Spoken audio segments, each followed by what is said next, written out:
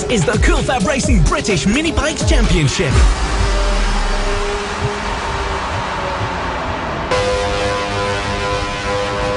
Hello, a very good morning or afternoon, depending on where you're listening to us. Round 5 of the 2018 Cool FAB-Racing British Mini Bikes Championship, the second half of the 8-round 2018 season gets underway here at Red Lodge in Cambridgeshire.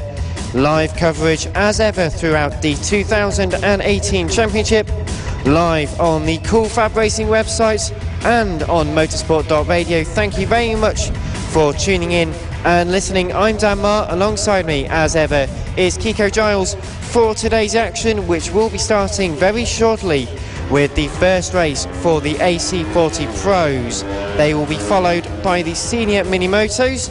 The Junior LC40 Elites will be third on the bill, followed very closely by the AC40 Rookies.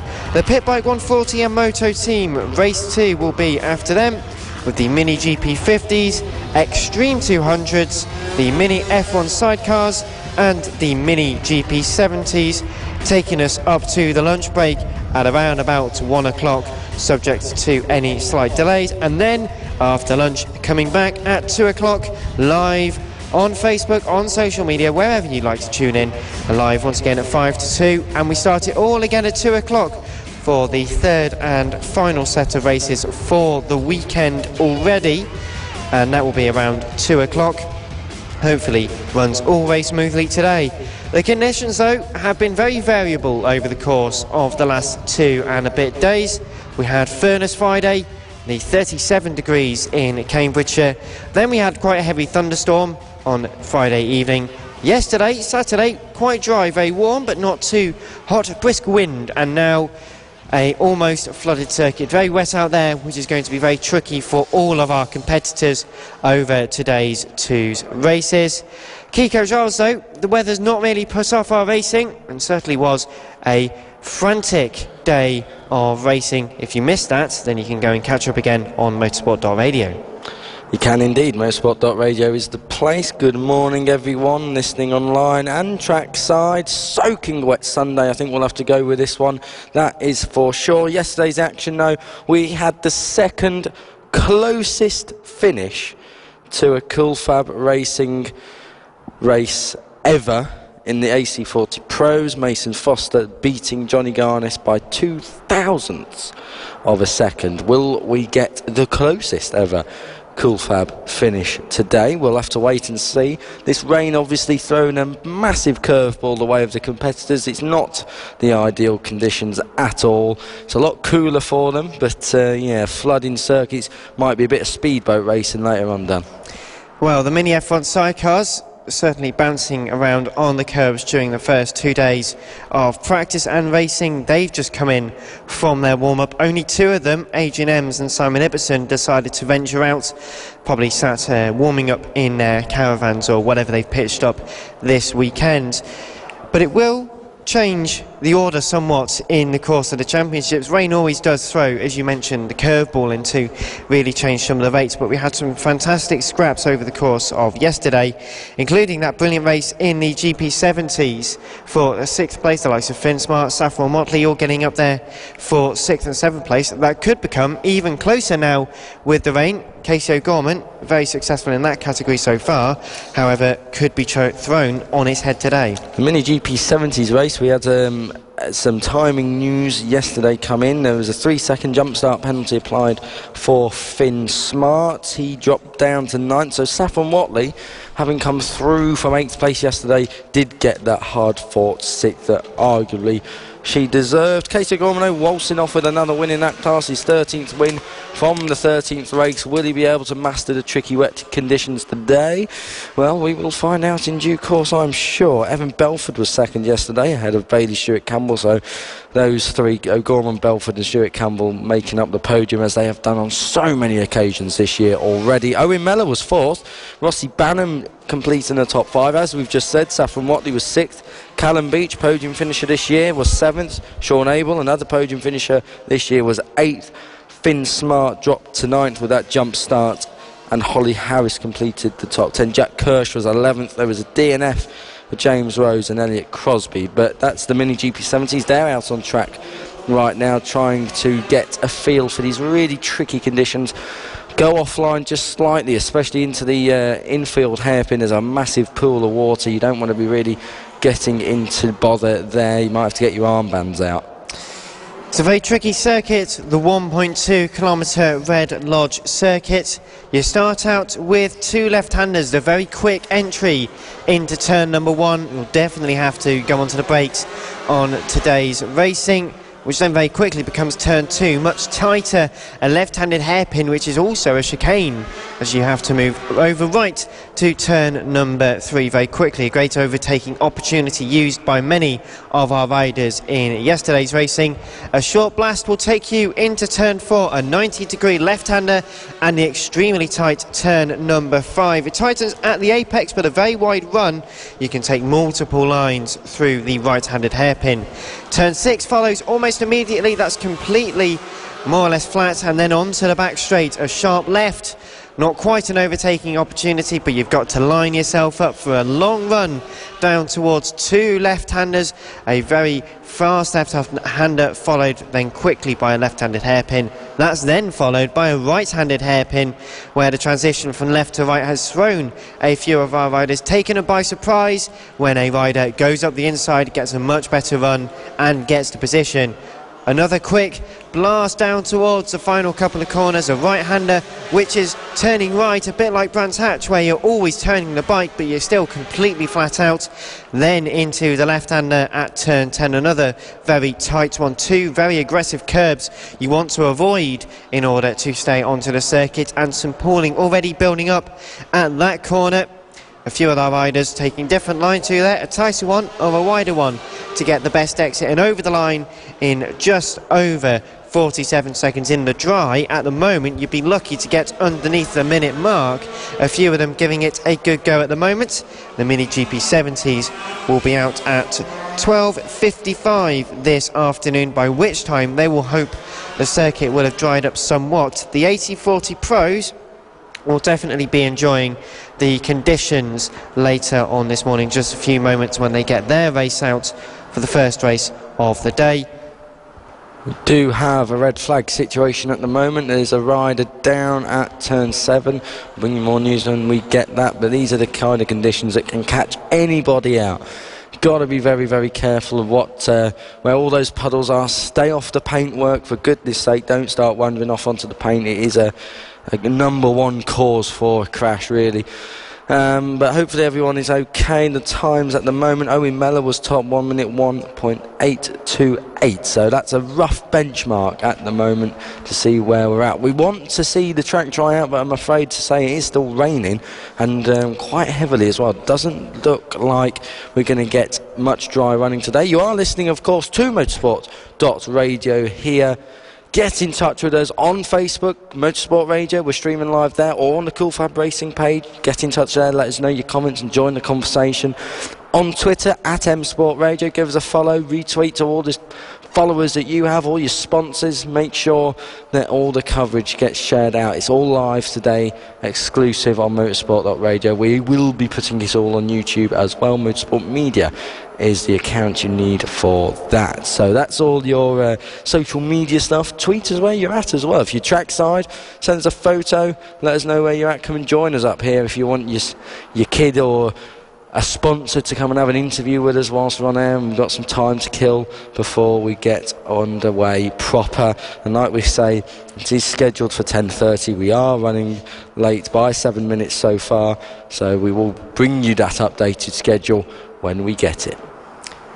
So the weather, hopefully not dampening the spirits. As ever, a big thank you to all of the marshals and the medics and the organisers who've got to work in the rain. They had to work in the sun as well, so it's been a bit of a topsy-turvy weekend for them indeed. So the AC40 Pros will be the first race out of the day.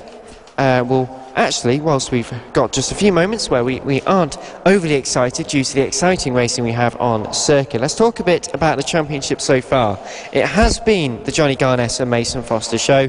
That 0.002 of a second, definitely the closest they've had in a very long time. They came into the weekend 22 points apart. Johnny Garness leading the championship with 249 points. On 227, it's Mason Foster. Virtue scoring 6 more points last time out than Johnny Garness. 2 second places and a win, as opposed to Johnny's 2 wins, but then a 7th place. It is very close, but also slipping back maybe a few positions can cost you those valuable points. We'll get Mason Foster took 5 points out Johnny Garness's lead yesterday, so the gap comes down from 22 to 17. Another 5 points today would take it down to 12. If he does the triple, he will take at least another 10 points out of Johnny Garness. The gap would come down to just 7, and that gives us an incredible prospect in the AC40 Pros when we go to Glannygores in North Wales. GYG, the next round up in 2 weeks' time. A very busy month for the Cool Fab Racing paddock, with the 5th, 6th and 7th rounds all happening within about 6 weeks or so. We're at Red Lodge in Cambridgeshire for round 5, where you join us. Thank you very much for joining us for exclusively live coverage on motorsport.radio. We'll be at Glannygores, as Kiko mentions, in just 2 weeks' time in North Wales, a very popular circuit with the competitors. And then 3 weeks after that, we will be at Wilton Mill in Northamptonshire, just outside Northampton, for another set of 3 races. But that only brings us up to round 7. We have a little bit of a gap, and then round 8, the finale, Tattersall in Lincolnshire for the 2nd time into 2018, with also the awards evening on the Sunday evening as well, so everyone can celebrate the fantastic season they've had and enjoy everyone else's success as well. Plenty of action to come up so far. It is the second half of the championship. 4 rounds already happening, 4 rounds still to go. Plenty of ways it could go. Casey O'Gorman definitely been one of the stars of the 2018 season so far, with, well, many different victories. In fact, in many classes, not only 12 victories in 12 races, but 13 in 13, Kiko. He's been dominant. He has been the dominant force in this series this year across more than one class, the Mini GP 50s, the Mini GP 70s. He's not quite had his own way in the Junior LC 40s. That has gone the way of Bailey Stewart Campbell up until yesterday, when they decided to start drawing on points. Now, no difference between them as we go into Sunday's races today. So plenty of action to come here from Red Lodge in Cambridgeshire, round 5 of the 2018 Cool Fab Racing British Mini Bikes Championships. You're listening to live coverage on motorsport.radio, on the Cool Fab Racing website and on social media. Thank you very much for joining us, and please do keep leaving all your comments. We will be coming back to them throughout the course of the day. Let us know who you're supporting, where you're listening from. In fact, if you happen to be, I don't know, on the beach in Spain or somewhere nice and warm at the moment, if you're just sat at home in bed with a cup of tea or anything else in between. Also, a big hello to Sarah Harris, who unfortunately not feeling very well at the moment. Hopefully, Sarah, you feel much better very soon, and look forward to having you back in the paddock very soon indeed. A very popular figure in the paddock, and one that is noticeably not here this weekend, Kiko. Yes, she's not giving me any stick about haircuts or me eating, so yes, she might be tuned in, so having a much quieter weekend for me. But no, Sarah, wish you all the very best. He was at Brands Hatch, didn't quite catch up with you. Did see Fraser Rogers briefly. He's going well on the gear in Kawasaki at the moment. Give him some time, I'm sure he'll be up near the points. And we've got Lizzie Bailey, actually, who's just been in touch to say hello, and that's Ollie Sims' grandma, so we'll let Ollie know, hopefully is listening. And also hello from Andy Lincoln Smith. Plenty of comments already flooding in. Please do keep them coming. Sean Rose gives us a good thumbs up, and that's all you need sometimes, a bit of positive encouragement in the form of a nice thumbs up. Facebook's ones do look quite nice. Also get in touch with us on Twitter, also Twitter as well, and plenty of other ways, including YouTube, to get in touch over the course of the weekend. If you've not seen or heard yesterday's action from Red Lodge, or missed the first half of the season, well, where have you been? I mean, come on, it's been brilliant racing. You've got no excuses, but you're tuned in now, so please do keep listening over the course of the day, and you can go back to motorsport.radio, where we have the entire catalogue of the 2018 races to digest, listen back to, and really find out the stories of the season so far. Wet Ipswich is where Shona Howe is. She's tuned in watching there, so thank you very much for joining us. We are in East Anglia at the moment, and Ipswich not too far down the road, so it's all relatively local at the moment. The Cool Fab Championships travel all around the country. We went to Landau in South Wales for the first round of the season. Clay Pidgett in Dorset was round 2. Round 3 was Tattersall in Lincolnshire before we went to Rowra in Cumbria for round 4. Obviously at Cambridgeshire this weekend, North Wales, next time for Glandygores, Northamptonshire, and then back to Lincolnshire. So we are quite well travelled here at the Cool Fab Racing Championships. Very cultured. And also as part of the official partner series to the BSB and on the road to MotoGP, the riders will certainly be going further than we have this season. Already the British Talent Cup showing off some of our riders in the Cool Fab paddocks joining us. And in fact, if you're here this weekend, sat around thinking, oh, I've not got much to do, I want to go and have a chat with someone, come up to the commentary box, which is at the top of the paddock. Can't really miss us. We're on the top floor next to the viewing area. The right is to the right-hand side, our right-hand side where we're stood. So please do come and say hello. We'll have you on camera, on the microphone. You can come and tell us all about your weekend so far. But your thoughts, of course, we've had one set of races already this weekend, Kiko, and they were very varied. Just talk us through what you had experienced, what you felt from yesterday's racing, because it was oh so close, not just with the Mini GP70s and that finish in the AC40 Pros, but all the categories had some brilliantly close racing. They did indeed, and I think today we're going to have a lot more to give. We had some races yesterday that, you know, we had a couple of incidents and it was broken up a little while, and for me there was a lot more to come. Obviously the 3-second time penalty that Finn Smart had skewers that result in the GP70s and GP50s. It was a Casey O'Gorman show again. Got to celebrate his success like that. There was a lot of action happening on track, especially in the Moto team and the Pit Bike 140 race, the Extreme 200s with Max Cook as well. Fantastic racing across the whole board, but I think it'll be a lot closer today. The weather, we might see a couple of huge surprises. This is the chance for some people to maybe get one over Casey O'Gorman and stop his stranglehold on some series. And he's come good in the junior LC40s, but Bailey Stewart Campbell's level with him on points. This is the weather is a great leveller.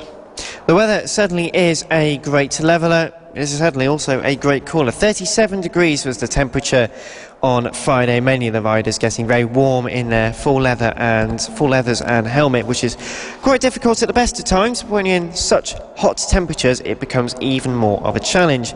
Luckily, though, we're not really being threatened with it so far, but the track temperature, according to our system, 16 degrees, which, considering the few months we've had, feels almost like 0 degrees, but that's still quite a warm track for such rainy conditions so far, which will hopefully keep the temperature and the pressures up in the tyres. It's very difficult in our short races to get some real temperature into the tyres, so that little bit extra on the circuit helps the rider do all sorts with their bikes, doesn't it? It absolutely does. One thing we've got to keep an eye on as far as the weather is concerned is actually standing water. You don't want to be running into standing water. You may as well take a boat out there and start rowing it around. Standing water is something that doesn't really go well with cars or bikes, and I think once we get that, we will have a couple of stoppages to see where this weather's going to go. At the moment, it's not looking too bad. There's a couple of places on the circuit that could do with a bit of brushing around, but I think in general we're going to be okay. We said that rain is a great leveller, but also it can be a huge spoiler. You know, dry racing, you don't, in any form of motorsport, you don't really get brilliantly close wet weather races. There's a surprise, or someone really shows their prowess in the difficult conditions. It's happened once or twice before in MotoGP, the Japanese Grand Prix last year with Andrea Dovizioso and Marc Marquez, but it's very, very rare you get a head-to-head battle or a big group of battle in very wet weather, where it was dry weather. It kind of adds to that level playing field that's natural anyway. Cool FAB-Racing, though, will certainly be challenging that when we get underway with the action very shortly indeed. Thank you for all of your comments. Thank you for tuning in. Live coverage of round 5 of the 2018 Cool FAB-Racing British Mini Bike Championships, the official partner series to the BSB and on the MotoGP. Absolutely. Two of the highest accolades that any championship can get at any level. Many of these riders already racing in the British Talent Cup, doing other series internationally or nationally, and many of our riders, such as Brad Ray, who raced with us last year, for example, one of the newest BSB race winners, also at the Suzuka 8 Hours this weekend. So having gone off from the Cool Fab paddocks and really shone on an international stage. He has indeed. He's done more than just the British Superbike Championship, as you say. He's off to Suzuka at the moment. Last time I looked, he was in 15th. Not really due to his fault, I understand, but Brad's having a great season in Britain. Difficult last couple of rounds, but still fantastic considering that bike is still new. The Suzuki is still a new bike in competition. He's still a new rider. He is still so young, only 21. He's in a factory team, or the factory team in British Superbikes. But of course, it's easy to forget there is more than just Brad Ray. There's riders who have come from this paddock and already made it. Scott Redding, for example. Danny Kent, 2015 Moto3 World Champion and current Moto2 Grand Prix rider. You've got Luke Mossey, who's a British Superbike race winner as well. There's a load of riders, and even if you look at the current generation, the likes of Harvey Claridge, Max Cook, Charlie Nesbitt, Josh Watley, they're all doing things on either a high domestic level, so the British Talent Cup if you're Max Cook and Harvey Claridge, but if you're Charlie Nesbitt and Josh Watley, they're doing a CEV, or they are in the Junior World Championship, as well as the smaller classes that support that. There are riders that are going to go on to massive things in the future. You know, they're going to go on to Grand Prix, they're going to go on and do Moto3, Moto2, potentially MotoGP, like Scott Redding is. It takes a rare breed, but Cool Fab's been nurturing this rare breed for a long time, and at the moment you've got to look at the likes of, in the AC40 Pros, Johnny Garnis, Mason Foster, Sullivan Mounty. They're all going to get there in some way. Maybe it won't be MotoGP, maybe it'll be World Superbikes, but if 2 or 3 riders make it, then surely this is the most worthwhile thing to do. Certainly is one of the most worthwhile things to do. If you're interested in coming along to a Cool Fab-Racing meeting, it's free to come and spectate trackside. If you're local to one of the circuits that the series is coming up to in the next few weeks, please do pop down. We'd love to have you trackside. Also loving having you joining us in the live stream so far. Thank you very much for joining us, and also if you're interested in entering the series, plenty of new entries for this race weekend, plenty of ways to get entered. Go over to the Cool FAB-Racing website where you can find out more about our categories, how to get started, how to get involved, even just at a spectating level. So plenty of action still to come. Round 5 of the 2018 Cool FAB-Racing British Mini Bike Championships, live on motorsport.radio and on the Cool FAB-Racing website and social media pages. Plenty of action still to come. Plenty of comments also coming in, Kiko. Laura Ansell, hello back to you. Relation to Blake Ansell, we assume, who is here this weekend doing a grand job as ever. Jay Data is tuned in. That's great to see. Josh Data, relative, of course, as well. Is Josh here this weekend? Have we seen him? I don't believe. I've not seen him so far. He's here. Hopefully, he's a lot better than the last time we spoke about him. He was in hospital, I believe. That was back at Clay Pigeon. But hopefully, everyone's all okay. Keep your comments coming in, and let us know your thoughts, what you think about other racing series as well. Of course, we don't just cover the Cool Fab-Racing Championship. Whilst we're on a little break, talk to us about MotoGP, World Superbikes, BSB, the Suzuka 8 Hours still ongoing as well. Plenty of action still to come on motorsport.radio, your place for 2 and 4 wheels. Plenty of content to come. Monday Motorsports, every Monday, normally. It's from 8 o'clock. And also the Superbike Show with Lester Forbes and the erstwhile Mr. Giles stood to my left. Every Thursday, most of the time from 8 o'clock. You can catch up to all of that and more on motorsport.radio for our visual radio exploits, as well as our written and photographic articles. Please do have a look. And Jenny Data has said that Josh Data's here this weekend spectating, which is excellent news and a good sign for Josh's recovery from his accident at Clay Pigeon. Great to have him back in the Cool Fab paddock. He was very sorely missed by his friend. It was indeed nice to see that he is here, at least keeping his eye in a little bit. I bet he doesn't wish he was out there right now. The weather is not getting any better. We've got a big standing puddle there on the exit of Turn 5's hairpin. That'll probably get seen to later on, but yeah, difficult conditions out there for all of them today. 18 races to get ourselves through before the end of the day. It's going to be fun. Going to be fast, going to be fun. Round 5 will be getting underway in just a short while, and we've spoken a bit about the form, Casey O'Gorman, we've spoken about the AC40 Pros, but it's not just the juniors racing this weekend. We have the seniors as well, and the likes of the senior mini motos providing brilliant racing. The Pit Bike 140 and Moto Team categories never ever fail to disappoint in terms of racing action. Max Cook dominating yesterday so far. Could all change in these conditions. Will Howarth, for example, on a Moto Team bike, was more or less into the mix in that category, which is very rare indeed at most circuits, and in this wet weather could go further than the early road position that Will has got. Motor Team riders like Darren Anderson, Simon Clowes will all be looking to try and make advantage, make hay whilst the sun isn't quite shining at the moment, whilst it is raining out there. You've got to be able to get out there and hopefully get in the front end of things. They were battling in the lower positions on track, but of course they were second and third in their class. As you said, Dan, Will Howarth winning the Motor Team class yesterday. Helen Cluck has been in touch saying good luck to James Cook. It is very difficult, and James will be out very shortly for the first race of the day, the second set of races for the weekend. 2 sets of races, races 2 and 3 as ever on the Sunday. Difficult conditions, everyone will manage though, because it is not looking to change in the next while or so.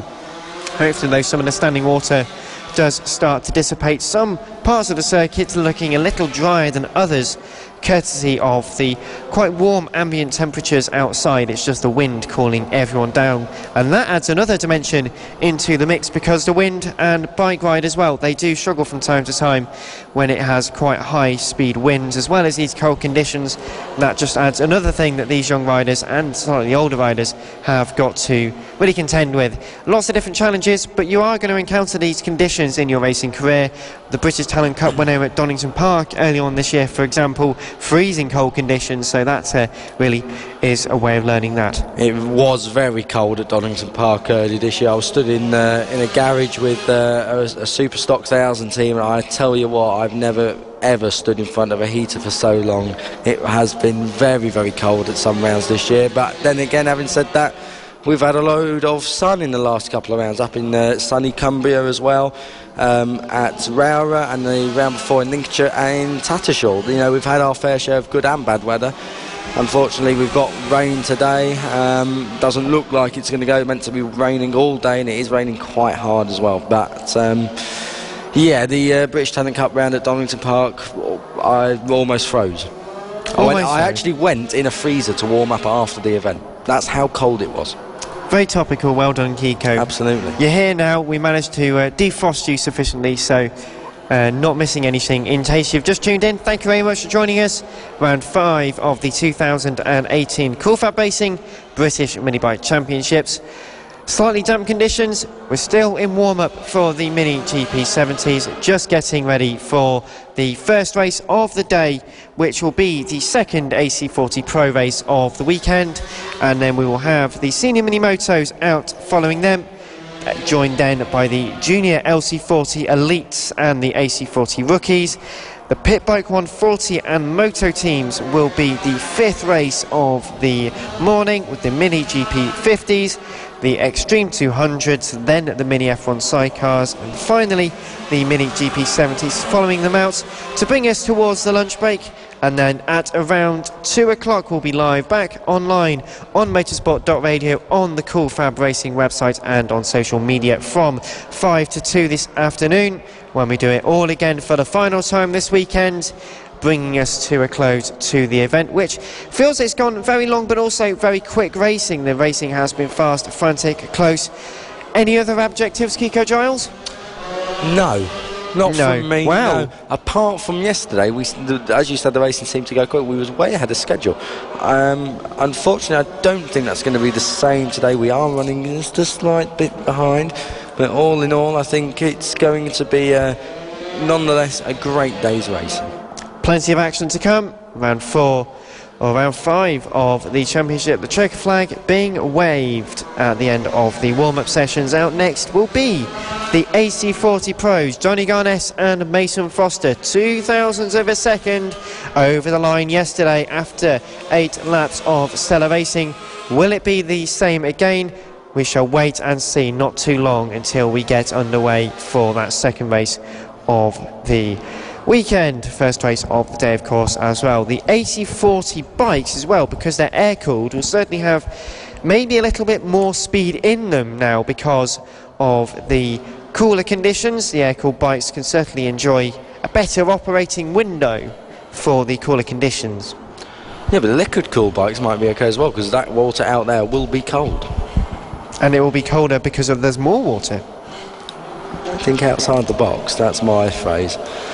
Nice to see that everyone is just coming to the end of morning warm-up for the Mini GP 70s. That is the last warm-up session. As you say, Dan, Evan Belford topped that one. If we do carry on with this wet weather, he so far is the only rider to get under 60 seconds, to get a lap time in that is under 60 seconds in these conditions of 59.477. He's a second and then about a second clear of Casey O'Gorman. So maybe Casey O'Gorman will be beaten at some point today. Playing it safe in the morning warm-up, certainly not be doing so come the races in just a short while. We will get them just a few moments. Everyone has been waiting very patiently.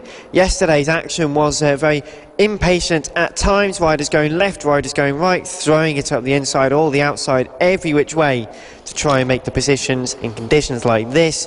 Maybe just a little bit calmer, which will help everyone think the positions through a bit more, but this is the time where you really need to start stamping your authority on these races. Grab as many points as you can, close up to your rivals in the championships. You're listening to live coverage, Cool Fab Racing Radio, round 5 of the championship from Red Lodge in Cambridgeshire.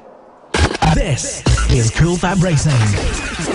Live coverage all season on the Cool Fab Racing Facebook page and on the website coolfabracing.com.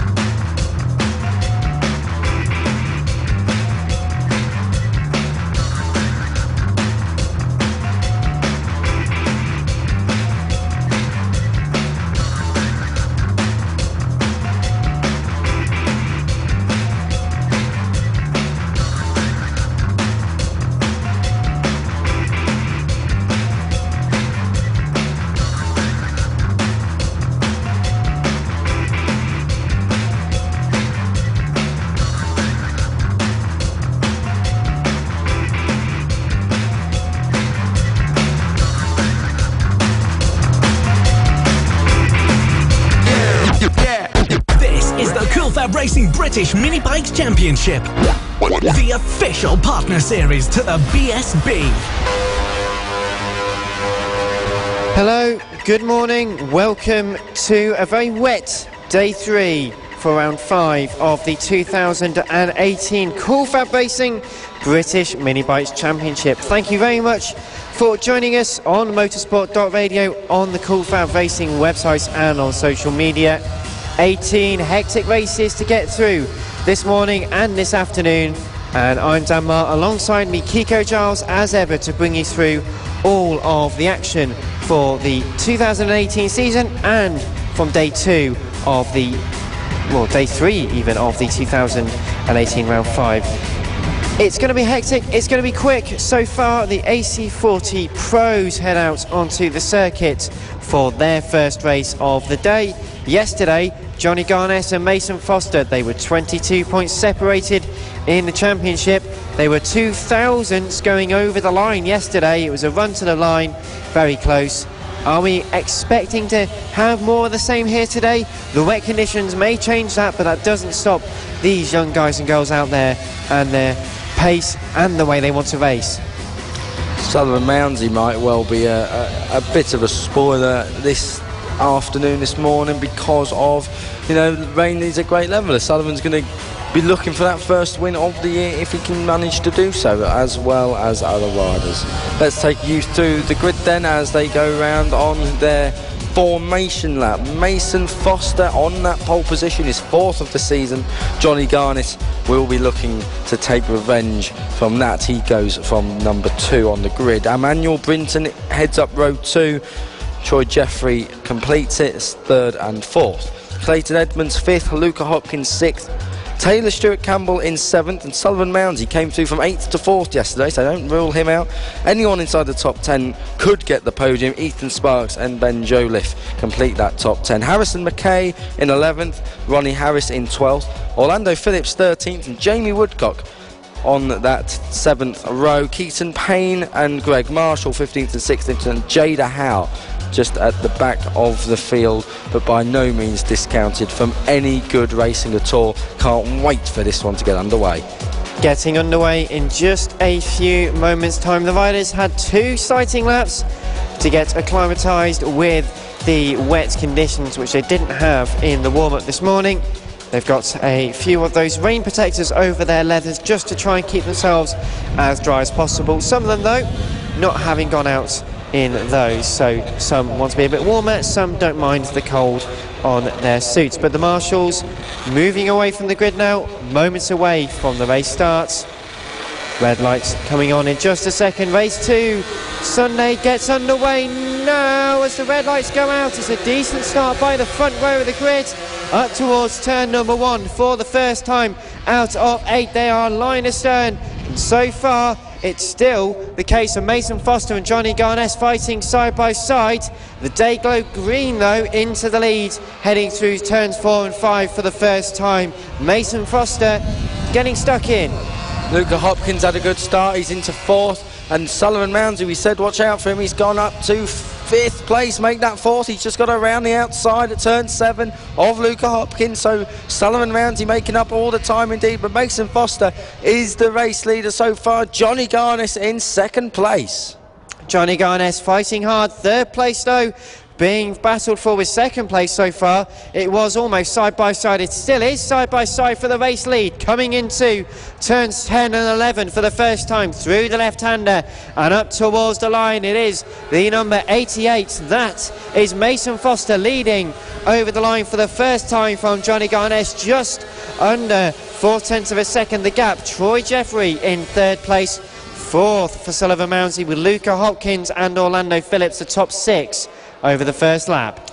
No Emmanuel Brinton has come through, so we haven't got Emmanuel Brinton out there in the AC40 Pro Race. We'll get more on that when we get it here, but Mason Foster leading Johnny Garnett so far. Bit of a gap developing. Johnny Garnett going down the inside using the slipstream, and it is a stream out there today, I tell you. Johnny Garnis has gone into the lead, then gets ahead of Mason Foster at the tightening left-hander at the far end of this circuit.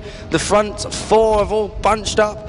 In fourth place is Sullivan Mounsey. Just in front of him is Troy Jeffrey as they go down towards the final two corners. It is Johnny Garnis leading Mason Foster, then Troy Jeffrey, then Sullivan Mounsey, and a little gap back to Luca Hopkins, who completes the top five over the line. Fastest lap of the race to third place, Troy Jeffrey, the only rider in the 55-second bracket so far. Very close for second place, and now Johnny Garnes falling to third with Troy Jeffrey making that move. Johnny Garnes leading Mason Foster down to third because Troy Jeffrey managed to see this way through turn number 2 using different lines to the advantage. Sullivan Mounsey tried to have a go on riders right hand side going into on the exit in fact of turn number 5 and 6. Couldn't make it work, so using the toe through the tightening left-handers towards the far end of the circuit. The battle for the top 4, now the battle for the top 5. Luca Hopkins starting to catch up and going around the outside, trying to make a move. Could he get it stuck? Not quite. So far though, the race leader of Johnny Garnes holding on. Mason Foster struggling in these dampening conditions, although Troy Jeffrey has really come alive, looking to riders right hand side through turn 1 and 2. 5 for the lead so far, 6 to go, 2 laps completed on to lap 3. The battle for 6th place also starting, and 7th place starting to really close in as well. Interesting dynamic. The front 3 have all won a race this year. 4th and 5th have not. What did we say about the weather being a great leveller? It gives the riders a chance to really take some points away. As down has gone Sullivan Mountain, and he's skittled Mason Foster out of that third place. So 4th and 3rd have gone down. Both up and underway again. They are both up and okay, but that has changed the complexion of this championship massively. Mason Foster was closing in until yesterday, and now, well, he's just gone down with Sullivan Mounsey at that tight turn 7. Disaster for Mason Foster then. But out front, Johnny Garnis and Troy Jeffrey, and Luca Hopkins on the podium so far in 3rd with 5 to go. Troy Jeffrey knocking on the door of the lead at the moment, looking towards the right hand side, up towards the line, goes up the inside at turn number 2, tries to make the move stick, gets to the apex first. Troy Jeffrey leads this race, race 2 of the AC40 Pros for the first time, with a great move on riders left hand side at turn 2, used the cutback to full advantage and finding just where the grip is in these circuits. Luca Hopkins just dropping off the back of the leading 2 now. He doesn't really need to push on for them. He's not in the championship battle. The 3rd place would be by far and away his best result of the year so far. So Luca Hopkins, a great ride there in 3rd place, and fastest lap of the race to him as well, 55.7, 2/10 quicker than anything else out there. That was a couple of laps ago now as they go down into the last couple of corners. Troy Jeffrey leads this race. Johnny Garnis doesn't really need to take this win now, with Mason Foster having the problems he's suffering. He's down in 5th, we should say. Sullivan Mounsey is in 11th. Both have got back up and are going again. Expect them to come through the order. Indeed, the next rider up for Sullivan Mounsey is Jamie Woodcock. So Clayton Edmonds in 4th place at the moment, with Mason Foster and Taylor Stewart Campbell in there. We've got Ethan Sparks and Ronnie Harris 7th and 8th, ahead of Harrison McKay and Jamie Woodcock. Sullivan Mounsey is mentioned then by Kiko in 11th, ahead of Keaton Payne, Ben Jolliffe and Greg Marshall, with Orlando Phillips jumping up to 13th, passing Greg Marshall and Jada Howe for 15th. And Ben Jolliffe now into 16th position out there so far. 3.5 laps left to go. Troy Jeffrey holding on to the race lead so far, but getting very close, making their way to the line for the next lap to finish. And in fact, it has changed around again. Johnny Garnes finding the lines that Troy Jeffrey was using to retake the lead so far. A new fastest lap on that last lap as well, a 55.553. Luca Hopkins still 3rd, Mason Foster trying to fight for 4th place now. Expect lap times to keep coming down, Dan. Every rider out there just getting more and more comfortable as this race develops. They're getting used to these conditions. They're liking these conditions. Down the back straight they go, out of turn 7. Troy Jeffrey in that 2nd place, trying to get past Johnny Garnis on that long run down to the end of the straight. Not able to do so this time around. They're very, very close together.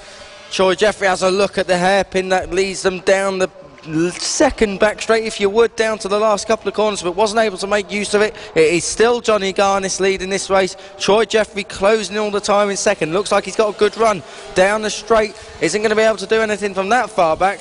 Penultimate lap has started. Johnny Garnis starts it in the lead. Johnny Garnes holding on, but only just. Troy Jeffrey going around the outside at turn 2. Makes got the inside for turn 3. They're still side by side as they go into turn 4. Left, right, left, and right, and then left again. It's all coming to tails, but so far Troy Jeffrey holding on for the race lead, fighting tooth and nail with Johnny Garnes onto the back straight. Has got the lead. Only temporarily, one might think, as they head towards the two left-handers. Sullivan Mounsley's now got the new fastest lap at 55.054. That's almost 2 seconds quicker than Harrison McKay in 9th place, so really catching up, trying to make some more inroads into the top 10. Those extra points will help Sullivan. Coming into the race meeting was 78 points behind the overall leaders, starting to close in. Last lap is upon us. We have got Troy Jeffrey in the lead of this. Johnny Garnis looking to take a win here today. Race 2 of the AC40 Pros. He's in second place. Third place at the moment, completing the podium, is Luca Hopkins. Sullivan Mounsley still 10th. What would he have done had he not crashed and taken Mason Foster with him? We should say Mason Foster is 4th. He isn't going to close in, though, on that podium. He isn't going to get there. Johnny Garnis leads this race now as they've got half a lap to go until they are home. Johnny Garnis is leading ahead of Troy Jeffries. They go down the back straight for the final time. Getting very close for the race lead, side by side into the left-handed hairpin. Just trying to make a late move is Troy Jeffrey. They've got a few others in this race to contend with. It's going to be very close as they make their way through the right-hander and the left-hander. 2 corners left to go. Weaving through the other people in this race. They're going to almost be side by side. Johnny Garnes is just going to take it over the line and takes the checkered flag ahead of Troy Jeffrey. He got the move going into the lap. Halfway round the lap, though, couldn't quite make it happen, but he puts his left fist in the air for Troy Jeffrey, elated with that position. A great race between Johnny Garnes and Troy Jeffrey for the race lead. Luca Hopkins has taken a great podium ahead of Mason Foster, recovering into 4th place, still scoring some decent points. That's what you need at this stage of the season. Clayton Edmonds is in 5th place, with Taylor Stewart Campbell, Ethan Sparks, Sullivan Mounty moved up to 8th in the end, ahead of Bonnie Harris and Harrison McKay, with Jamie Woodcock, Keaton Payne, Orlando Phillips, Jada Howe and Ben Jolliffe rounding out to the top 15. Greg Marshall in 16th position. Live coverage of round 5, the 2018 Cool Fab Racing British Mini Bikes Championships, live from Red Lodge in Cambridgeshire. The AC40 Pros have just set a great precedent for racing this morning. Next out will be the Senior Mini Motos. This is the Cool Fab Racing British Mini Bikes Championship, the official partner series to the BSB.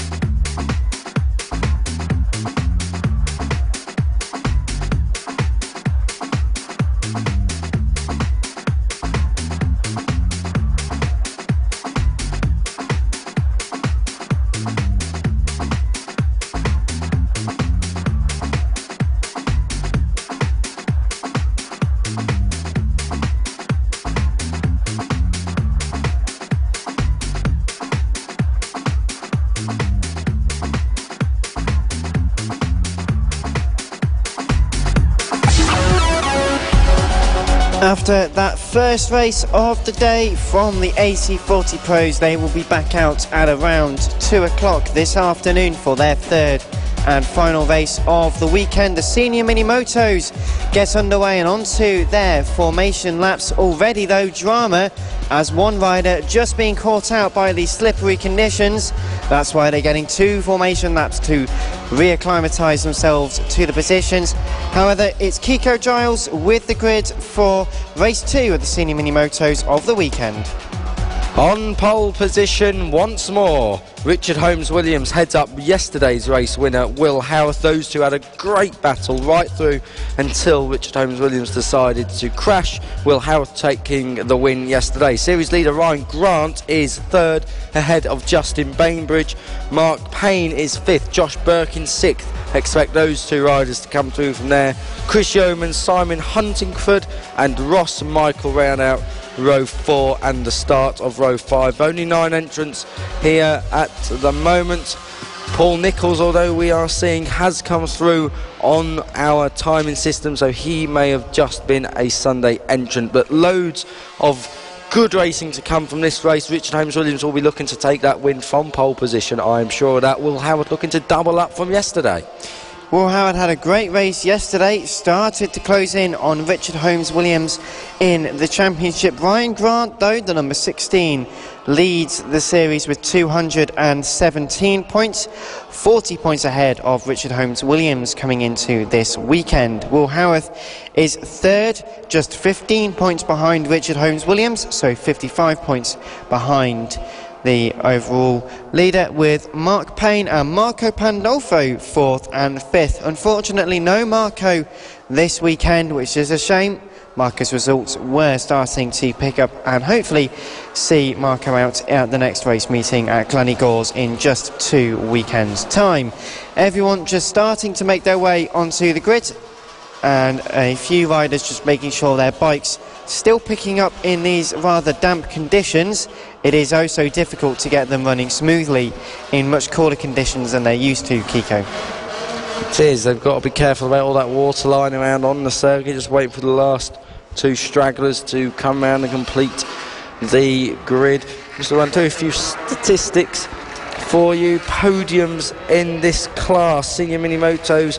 The most podiums in the class, Ryan Grant. That's why he's your championship leader. He's on 11 podiums. Richard Holmes-Williams is on 8, as is Will Howarth. Mark Payne on 5. Brandon Payne on 4. Matt Birkin and Paul Nichols all with just 1 each. As we get ready to go then for race 2 of the senior mini motos, race 2 of our Sunday programme.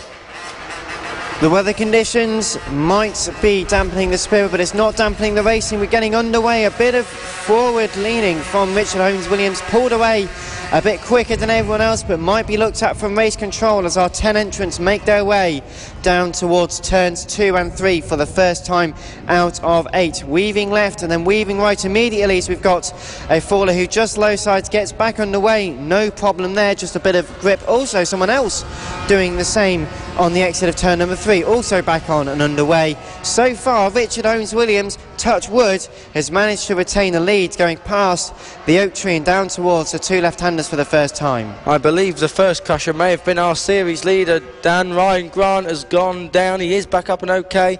I'm fairly sure of that. But at the moment, Richard Holmes-Williams is leading this race quite comfortably from Will Howarth in second place. So 1 and 2 on the grid, or 1 and 2 on the road. And let's see how long it stays like that for. These are really tricky conditions. Very tricky conditions. More than happy with it at the moment as they make their way through. Confirmed then, it is our race leader, Richard Holmes-Williams, who's fighting off just a few of the riders. 3 for the lead so far, can almost become 4 as they make their way towards turns 4 and 5. The left-hander and then the right-handed hairpin. There is just a bit of standing water on some of the lines that the riders ordinarily take, so they've got to try and adjust on the fly, finding the right levels of grip as someone else has a bit of a moment. Ryan Grant again, second crash of the day. Well, never mind, Ryan, you are leading this championship by quite a comfortable margin. You might not be when you leave here if you keep going and throwing it at scenery, but Ryan Grant then goes down for a second time. He's backing up okay. Will Howarth giving Richard Holmes Williams some stick. They are side by side as they go through down towards the last corner, and I think that may well be. Oh, hang on, Richard Holmes Williams has gone down. Richard Holmes Williams has crashed out at the last corner, high-sided on the way in. So there it goes, another big name. That's your second place man in your series. Will Howarth is being gifted everything here. Someone else has gone down at turn number 1. That may be Will Howarth. It is Will Howarth. My goodness me, what a topsy-turvy race this is turning out to be. So that's Justin Bainbridge in the lead of this race now. Is that Josh Birkin in second place? Is this pay a ticket to lead a lap at the moment? It's all changing so far. Why does no one want to win? 3 laps already in this race. Justin Bainbridge is in the lead. He's got his another half a lap before an unfortunate situation, but nonetheless it is all changing. Race 2 in the senior mini motos always provides us with brilliant action. We weren't expecting this lottery in these conditions, but it's what the conditions seem to gift us. 2 for the lead as they head through turn number 11. As soon as I say that, the second place person has a slight moment. The front just folded from under them, gets underway back into third, but a whole gaggle of riders going through, and down has gone our race leader, Justin Bainbridge, down at turn number 1. People are just not having a particularly good one in this one. All of this means Josh Birkin is in the lead of this race now for his lap. He's got his ticket. I bought lap number 4. This is my time to shine. And then we've got the big battle for second place with everyone who's just had any form of moment as they're all getting a bit close for comfort through turn number 5. A little bit of contact not only with each other, as now Josh Birkin seems to have gone down from the front of the order. This is every single lap. There is it's not even a lap for a ticket, it's half a lap for a ticket now. So far we can't tell you the order because it is going to change inevitably by the time we come through the right-hander Kiko. Justin Bainbridge is leading. He hasn't had a podium yet this year. The red mini motorbike there, head of the field. Believe that is him leading ahead of Mark Payne. We're going to give you a full rundown of the order when they come through. So side by side across the line, Justin Bainbridge is definitely second. Who is it who leads? It's Mark Payne, who sets the fastest lap of the race as well, 54.6 for him. But Mark Payne, Justin Bainbridge, third place is Will Howarth. Ryan Grant, your series leader, is fourth. No, he's not. He's gone down again. They say bad luck comes in threes. That is his third off already. Ryan Grant is making a habit of playing possum with the grass. Dear, oh dear, oh dear. Justin Bainbridge then third. Will Howarth has got past him. We think now that fourth will be Chris Yeomans, and that will be by far his best result of the season so far. Chris Yeomans so far without a podium. Well, with the amount of skittles that are being played here, who'd bet against him getting one? Very topsy-turvy race 2 of the senior mini motos. Mark Payne holding on just for the time being. A 3-way battle for the race lead. It was 5 or 6 coming into this lap, and the race lead has gone down again, coming into turn number 11, going into the left-hander up and okay, trying to get the bike restarted. Very frustrated with that move, but so far Will Howarth back into the lead of the race with Justin Bainbridge into second place. Justin Bainbridge probably enjoying this, thinking, okay, well, everyone else is falling off. I've fallen off a couple of times too, but I won't mention it. But I'm still in second place. Will Howarth coming through turn number 5 with 2.5 laps left to go. And in all of the topsy-turvy, there's Chris Yeomans third, fourth for Josh Birkin, Ryan Grant, your top 5. Paul Nichols, Ross Michael, Mark Payne, Richard Holmes Williams and Simon Huntingford. The order I think we have lost line. Justin Bainbridge again. Justin Bainbridge has gone down for a second time as we've got another rider. We've got pulled off at turn 1, but that means Will Howarth is leading this race by quite a margin now. And there's one also off at the exit of turn number 11, pulled behind the barriers. So the end of their race over the line with 2 to go. Will Howarth leads now, and that is ahead of Chris Yeomans. 3.7 seconds ahead is Will Howarth at the moment. Ryan Grant back up to third, ahead of Josh Birkin. But through turns 4 and 5 is our race leader Will Howarth. Second place Chris Yeomans, third Ryan Grant in all of this, fighting off Josh Birkin for third place at the current time. A lap and a half left to go. Will Howarth so far in the pound seat for the race lead, but can that last much longer? If we go from the order of this race so far, You might think it may not, but this might be the time he thinks, okay, I don't need to push too hard, I can take the lead. Second place is where it's being fighted for. Chris Yeomans wants that first podium this season, is going to try and hold on to it coming into turn number 11 for the penultimate time, but Ryan Grant very, very quick indeed, and up to second place. The 85 getting a poor run out of the final corner, taking the final lap flag. Down to third, almost down to fourth, as Josh Birkin challenging into turn number 2. But Will Howarth, so far, so good.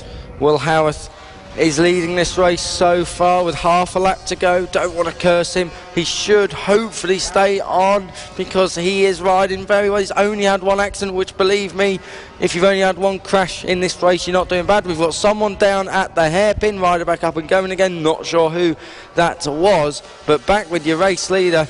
It has been a classy effort. With someone's gone down at the far side of the circuit. I hope that wasn't Chris Yeomans. It may well have been Ryan Grant again. But as they make they their are way, up and okay though, making their way to the final corner, and who is going to win this race, you don't know until the checker flag comes out. It's being waved now. Over the line comes our race winner, and it is Will Howarth who takes the victory ahead of Ryan Grant.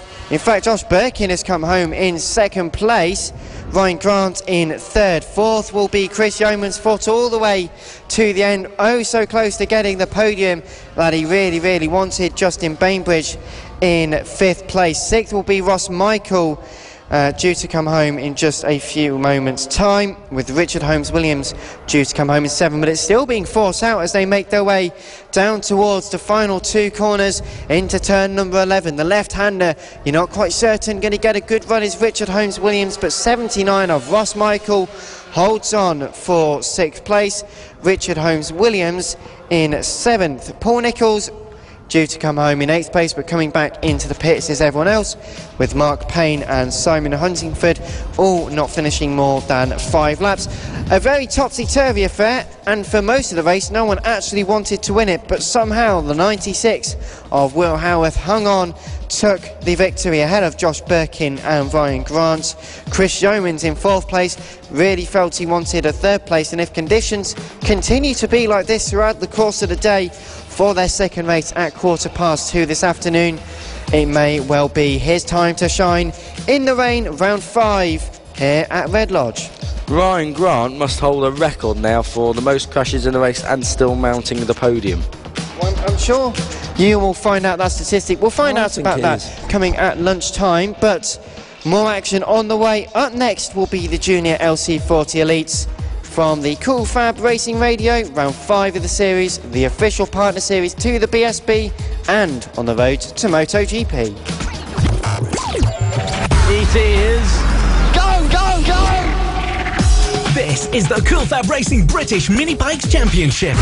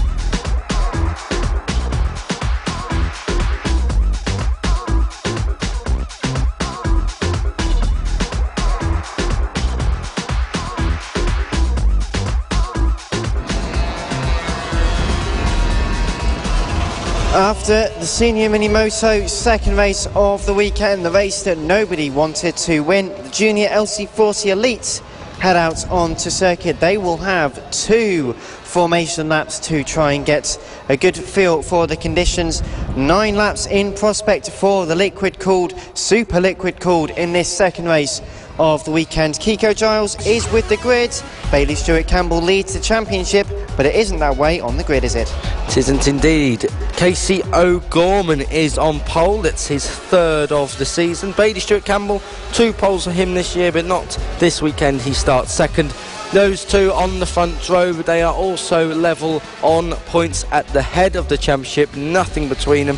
James Cook in third place. Ryan Hitchcock in fourth. Evan Belford, fifth, making a welcome return to this class this weekend. Josh Bannister in sixth. Troy Jeffrey, we saw him shine in difficult conditions earlier on in the AC40 Pros. He's in seventh, ahead of Emmanuel Brinton. Ollie Walker ninth, and the luckless Mason Foster completing the top 10. Sullivan Mounsey 11th, Johnny Garness 12th, Joe Farragher in 13th, Taylor Stewart Campbell 14th, Luca Hopkins, fresh from his podium in the AC40 Pros, is on the 15th position slot. Clayton Edmonds in 16th, Harrison McKay 17th, and Jamie Woodcock completes the grid on the back of row 9. That's 18th place, but it really is all about Casey O'Gorman and Bailey Stewart Campbell. But as we've just seen in that race just gone down in the senior mini motos, anything can happen. Crashes can happen. These conditions are horrendous to be racing in. Some riders will like it. They will feel that it is a level playing field. Some other riders will absolutely despise it. We'll soon find out. The very famous line from Murray Walker, anything can happen in motorsport, and it usually does. That last race was case in point. We are getting ready though for Casey O'Gorman to start on pole position on the left-hand side of the circuit. A shorter run down towards turn number 1, a bit less standing water than the right-hand side of the grid. That should help as the number 7 looks towards, with everyone else of course, towards the first couple of corners. 9 laps in prospect. Junior LC40 grid just forming up. Round 5 of the championship from Red Lodge. The red lights will come on in just a few moments' time, and marshals with umbrellas, very helpful in these conditions. But as they move away from the grid, the race starts in just a moment's time. Everyone patiently starting to rev their engines and looking towards the lights. The red lights come on now. A long hold once again, a very long hold. They get underway now.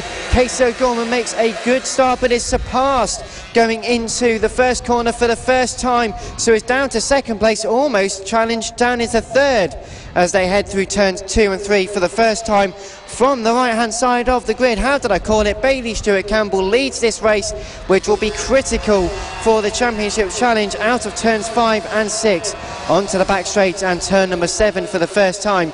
A decent gap to Casey O'Gorman, who's been challenged for second place, is on Ryder's right-hand side, just keeps the momentum and the position going into the first of 2 left-handers. Bailey Stewart Campbell with the lead, and it is Casey O'Gorman in second place, but only just for now. I think that's James Cook. James Cook has gone into second place. James Cook got terrific drive out of that tightening right-hander just before the end of this lap. James Cook into second, got his second podium here yesterday. It is Bailey Stewart Campbell from James Cook. Third place is Evan Belford. Josh Bannister with the fastest lap of this race in fourth. Casey O'Gorman has dropped down to fifth place. There is a huge battle here for the leading position. 6 riders, 7 if you include Emmanuel Brinton just off the back of it. And look who's come through. It is Johnny Garness in 8th place. Someone's gone down at the far side. Looks like Sullivan Mounsey may have had another tip off. He's up and okay. He'll be looking to rejoin the race. Evan Belford has gone into second. Evan Belford is looking for the lead as they go to the far side of this circuit, but can't quite get there. Bailey Stewart Campbell still has it. Bailey Stewart Campbell just holding on to the lead for the time being. Casey O'Gorman, an uncharacteristically poor first lap from his standards, up to 4th place so far. 3 for the lead into the right and the left. Turn 11, the final corner. Bailey Stewart Campbell just holding on to the race lead side by side. Evan Belford getting mixed up into the order, but James Cook took the lead coming over the line, still side by side with Evan Belford, trying to make a move up the inside of turn 2. Couldn't make it stick through the right-hander at turn 3, and then Casey O'Gorman's gone down. Sorry, Dan. Casey O'Gorman, your joint series leader, has crashed it coming out of turn number 3. So Casey O'Gorman is down. He is up and okay, I must stress. He is furious with that. You can see him waving his arms around. And down has gone our second place and third place as well from turn number 7. Coming onto the back straight, my goodness me. All of our contenders in this race struggling as well. That's your other joint series leader. That is Bailey Stewart Campbell, who's gone down. I'm not quite sure who's gone down with him. Is it Evan Belford? And they're both up and okay, they're on their way again. This gives James Cook a huge lead at the front. And Casey O'Gorman has only just managed to get the bike restarted, very recalcitrant in these conditions, but all of that has put him plumb dead last. Unfortunate for him. James Cook with a great lead, as you mentioned, ahead of Evan Belford. We've also got someone gone down on the apex of turn number 11, back up, just trying to get the bike restarted, hammering the handlebars, and absolutely furious. Turn 3, Emmanuel Brinton has gone down. He's back up and okay.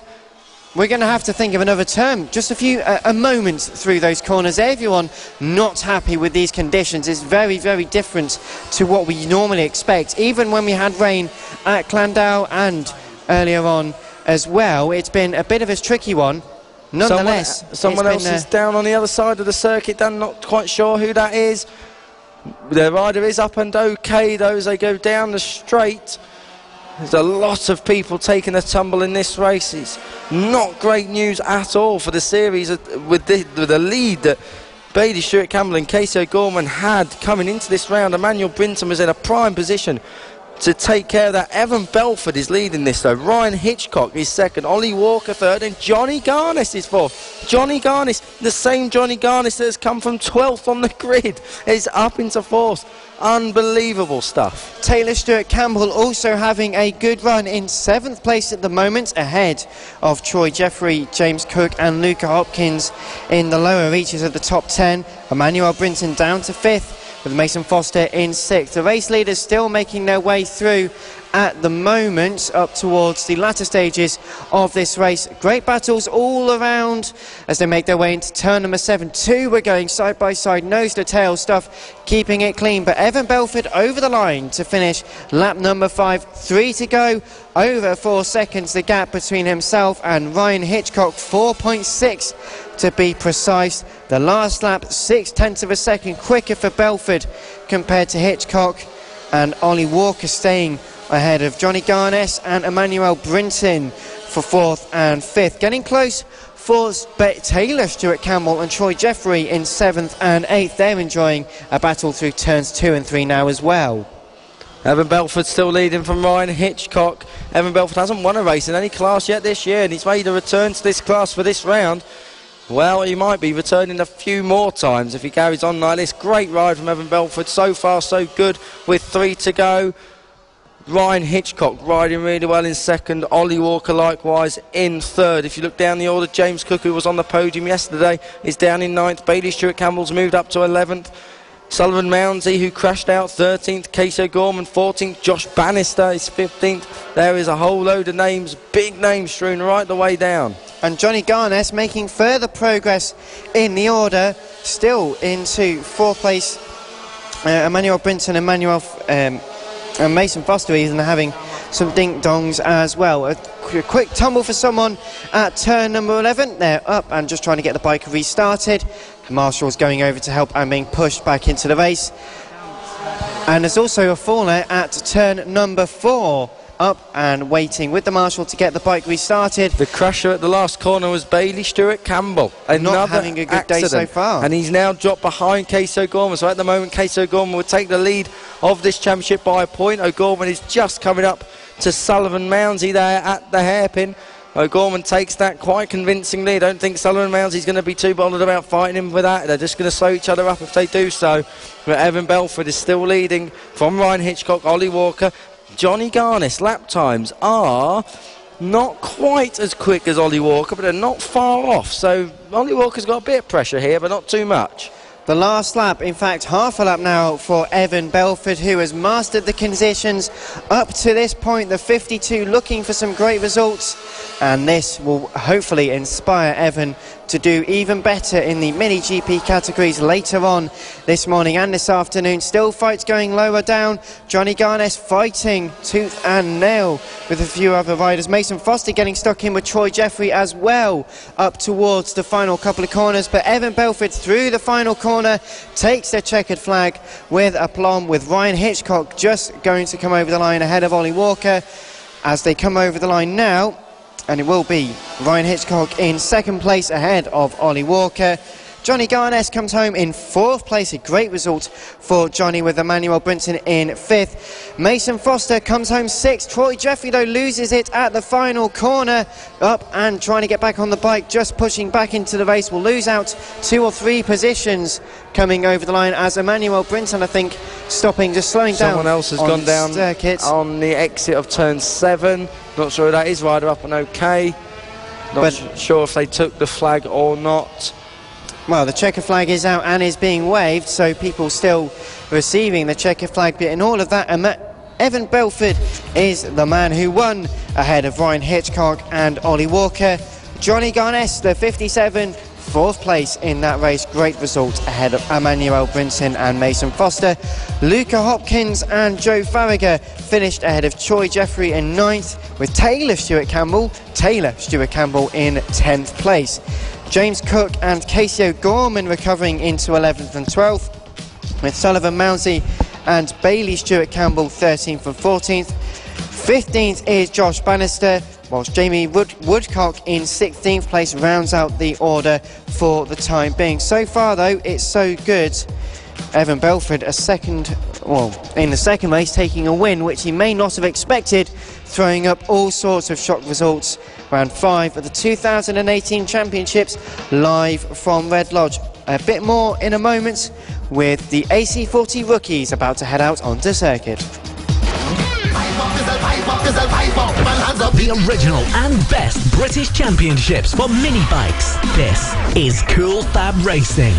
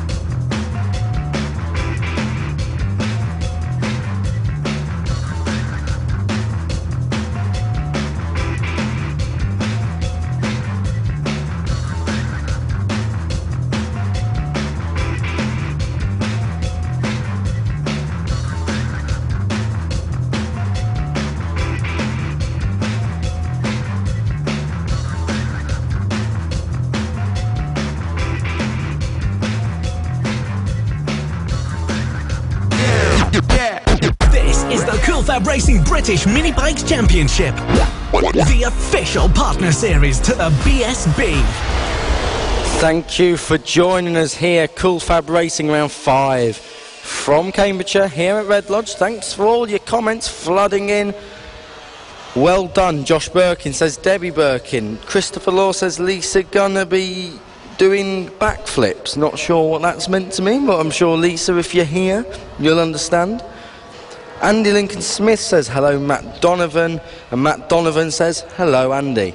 So that's the latest comments coming in. Of course, you can join the conversation on the Cool Fab Racing Facebook page and as well on Motorsport Radio. You can let us know what your thoughts are. Give us a like whilst you're there, and don't forget to share it all around. Share the content. Make sure that all of your favourite people are being noticed here from the world of Cool Fab Racing. The AC40 rookies now onto circuit for their second race of the weekend, with Ollie Horner and Samuel Munson qualifying on the front row of the grid.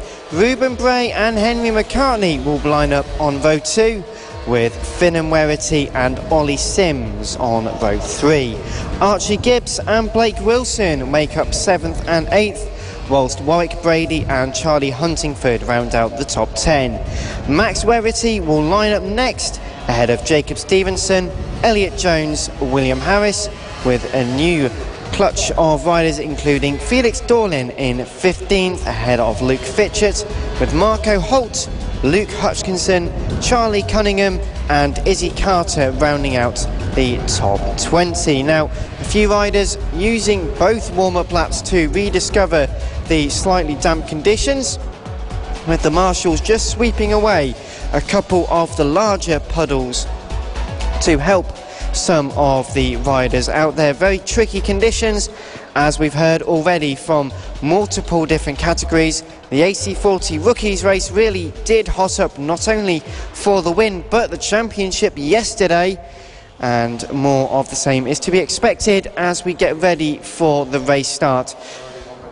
Already one retirement, we're being told, as one bike is being pushed away from turn number 6. That is unfortunate. However, a few just being pointed towards. In fact, what might be happening is a few of the marshals just pushing a few of the riders closer to the grid so they don't have to go around the entirety of the circuit, and keeping everyone else up to the circuit. We'll wait and see for more information on that, but we will get the race underway in just a moment's time. Thank you very much for joining us. Thank you for all of your comments. Kiko Giles will be reading out more of those very shortly as we get ready for the race start. The second AC40 Rookies race of the weekend, round 5 of the championship from Red Lodge.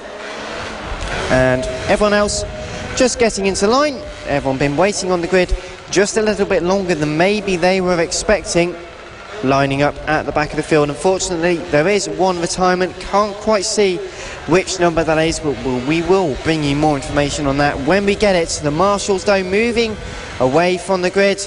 The race starts just a moment away, looking towards the red lights. The race yesterday had a four-way fight for the lead and a big jump start from multiple different rows. Going up towards turn number 1 for the first time, it did look very close. Samuel Munson trying to get involved up towards turn number 1. It's a big fight for second place. The race leader making a good couple of bike lengths out of the first 2 corners and then goes down, unfortunately.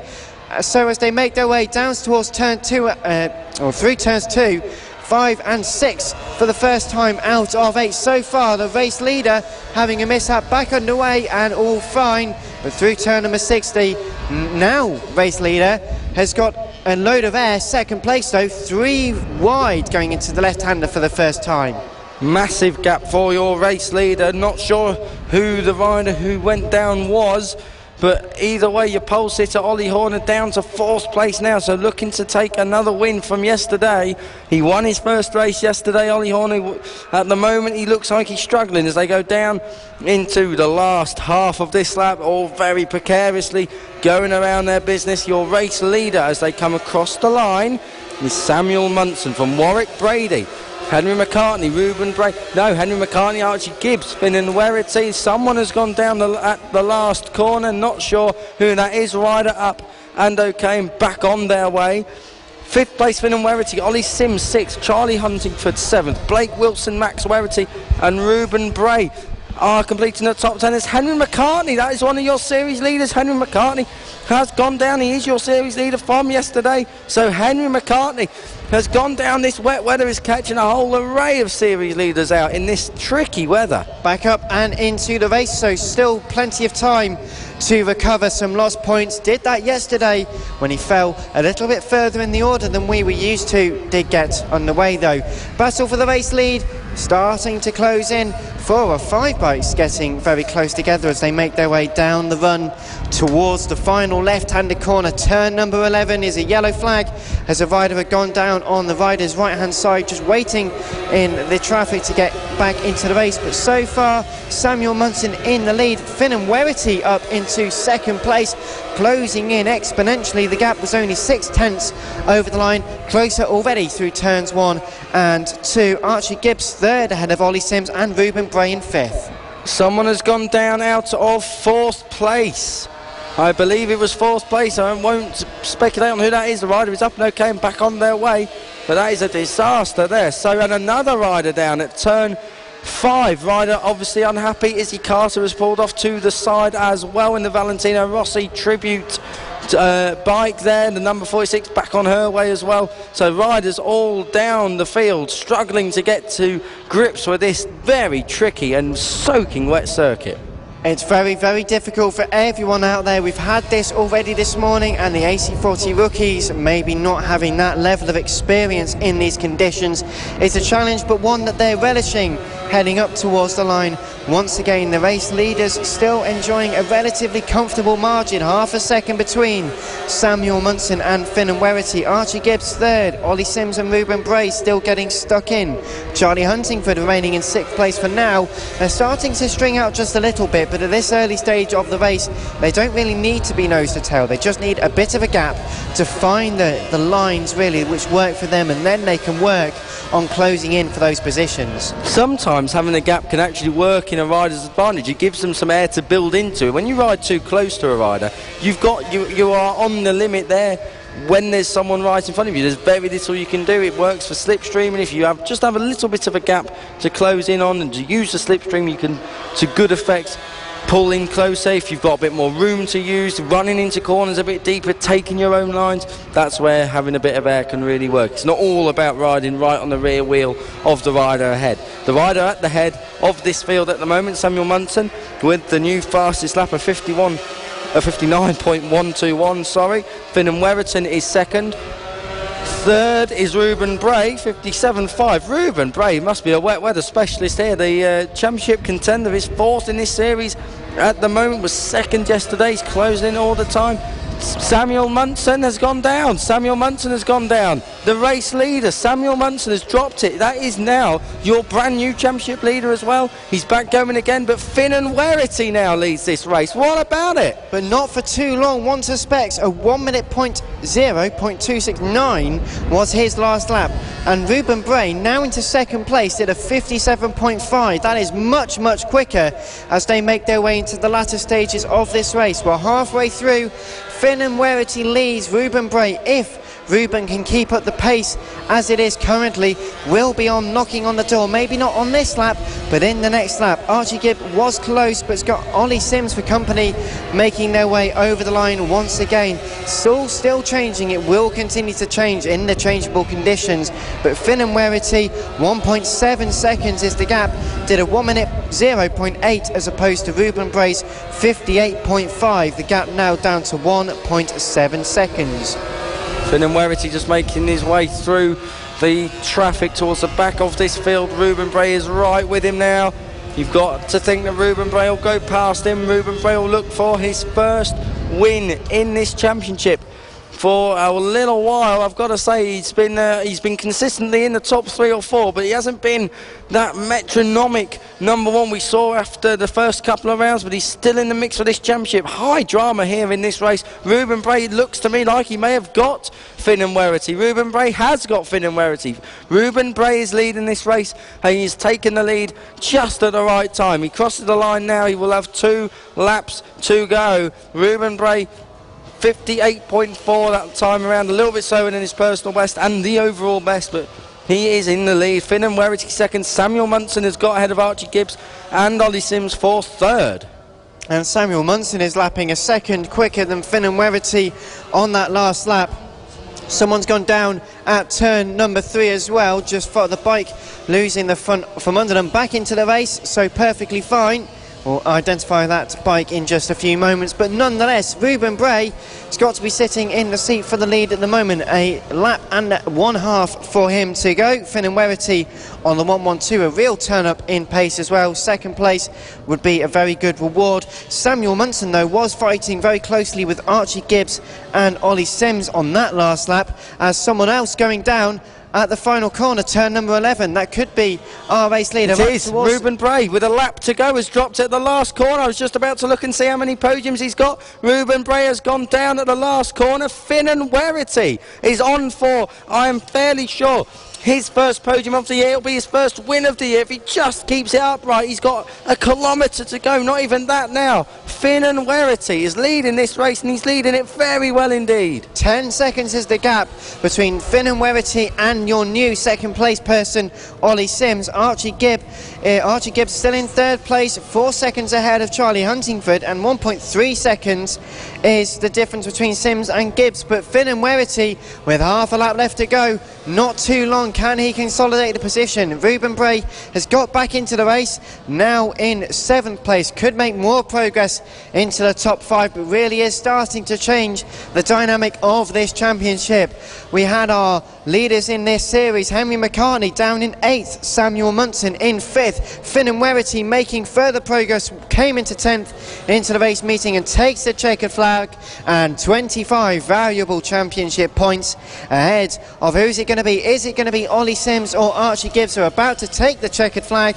And it's a very long gap between Werity and Sims, 11.5 seconds, and Ollie Sims takes second place ahead of Archie Gibbs. Samuel Munson now into 4th place, a run to the line. Charlie Huntingford in 5th ahead of Max Werity and Ruben Bray. Henry McCartney in 8th place, so losing out just a few extra championship points will be very different as we head into Glenny-Gors in a few weekends' time. Max Werity, a good result in 6th place as well, so the Werity's really picking up form recently. Where did he come from? He's here all weekend, guys, up to the top of the next to the viewing area to the right hand side. Any complaints or feedbacks, if you're here trackside, thank you very much for joining us. Live coverage of round 5 of the 2018 Cool Fab Racing British Mini Bike Championships. On the road to MotoGP and the official partner series to the BSB, some of our partner teams will be looking to performances from the likes of Finn and Werity, our race winner in the second AC40 rookie race of the weekend. Ollie Sims and Archie Gibbs is your podium, 2nd and 3rd respectively. Samuel Munson and Charlie Huntingford 4th and 5th ahead of Max Werity and Ruben Bray, with William Harris, Jacob Stevenson and Henry McCartney rounding out the top 10. Elliot Jones came home in 11th ahead of Blake Wilson and Warwick Brady, with Luke Fitchett and Ollie Horner rounding out the top 15. Felix Dorlin, Luke Hutchinson and Marco Holt at top 18, with Marco and Izzy Carter only completing 5 laps. Charlie Cunningham, unfortunately, was our retirement, did not take the start. See them out again much later, and we are going to have out next the Pit by 140 and Moto teams will be gracing us with their very loud presence here at Red Lodge in just a few moments' time.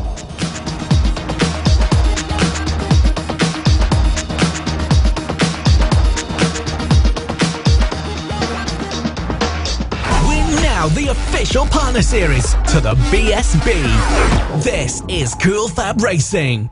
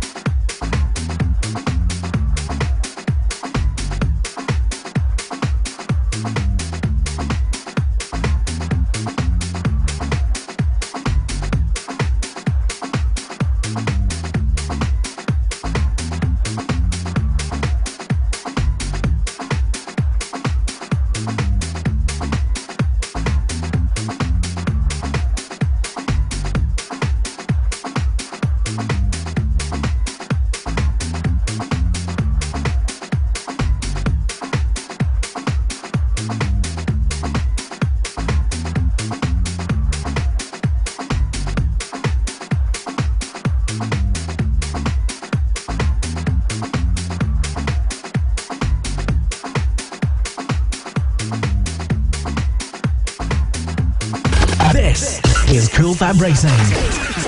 Live coverage all season on the Cool Fab Racing Facebook page and on the website coolfabracing.com.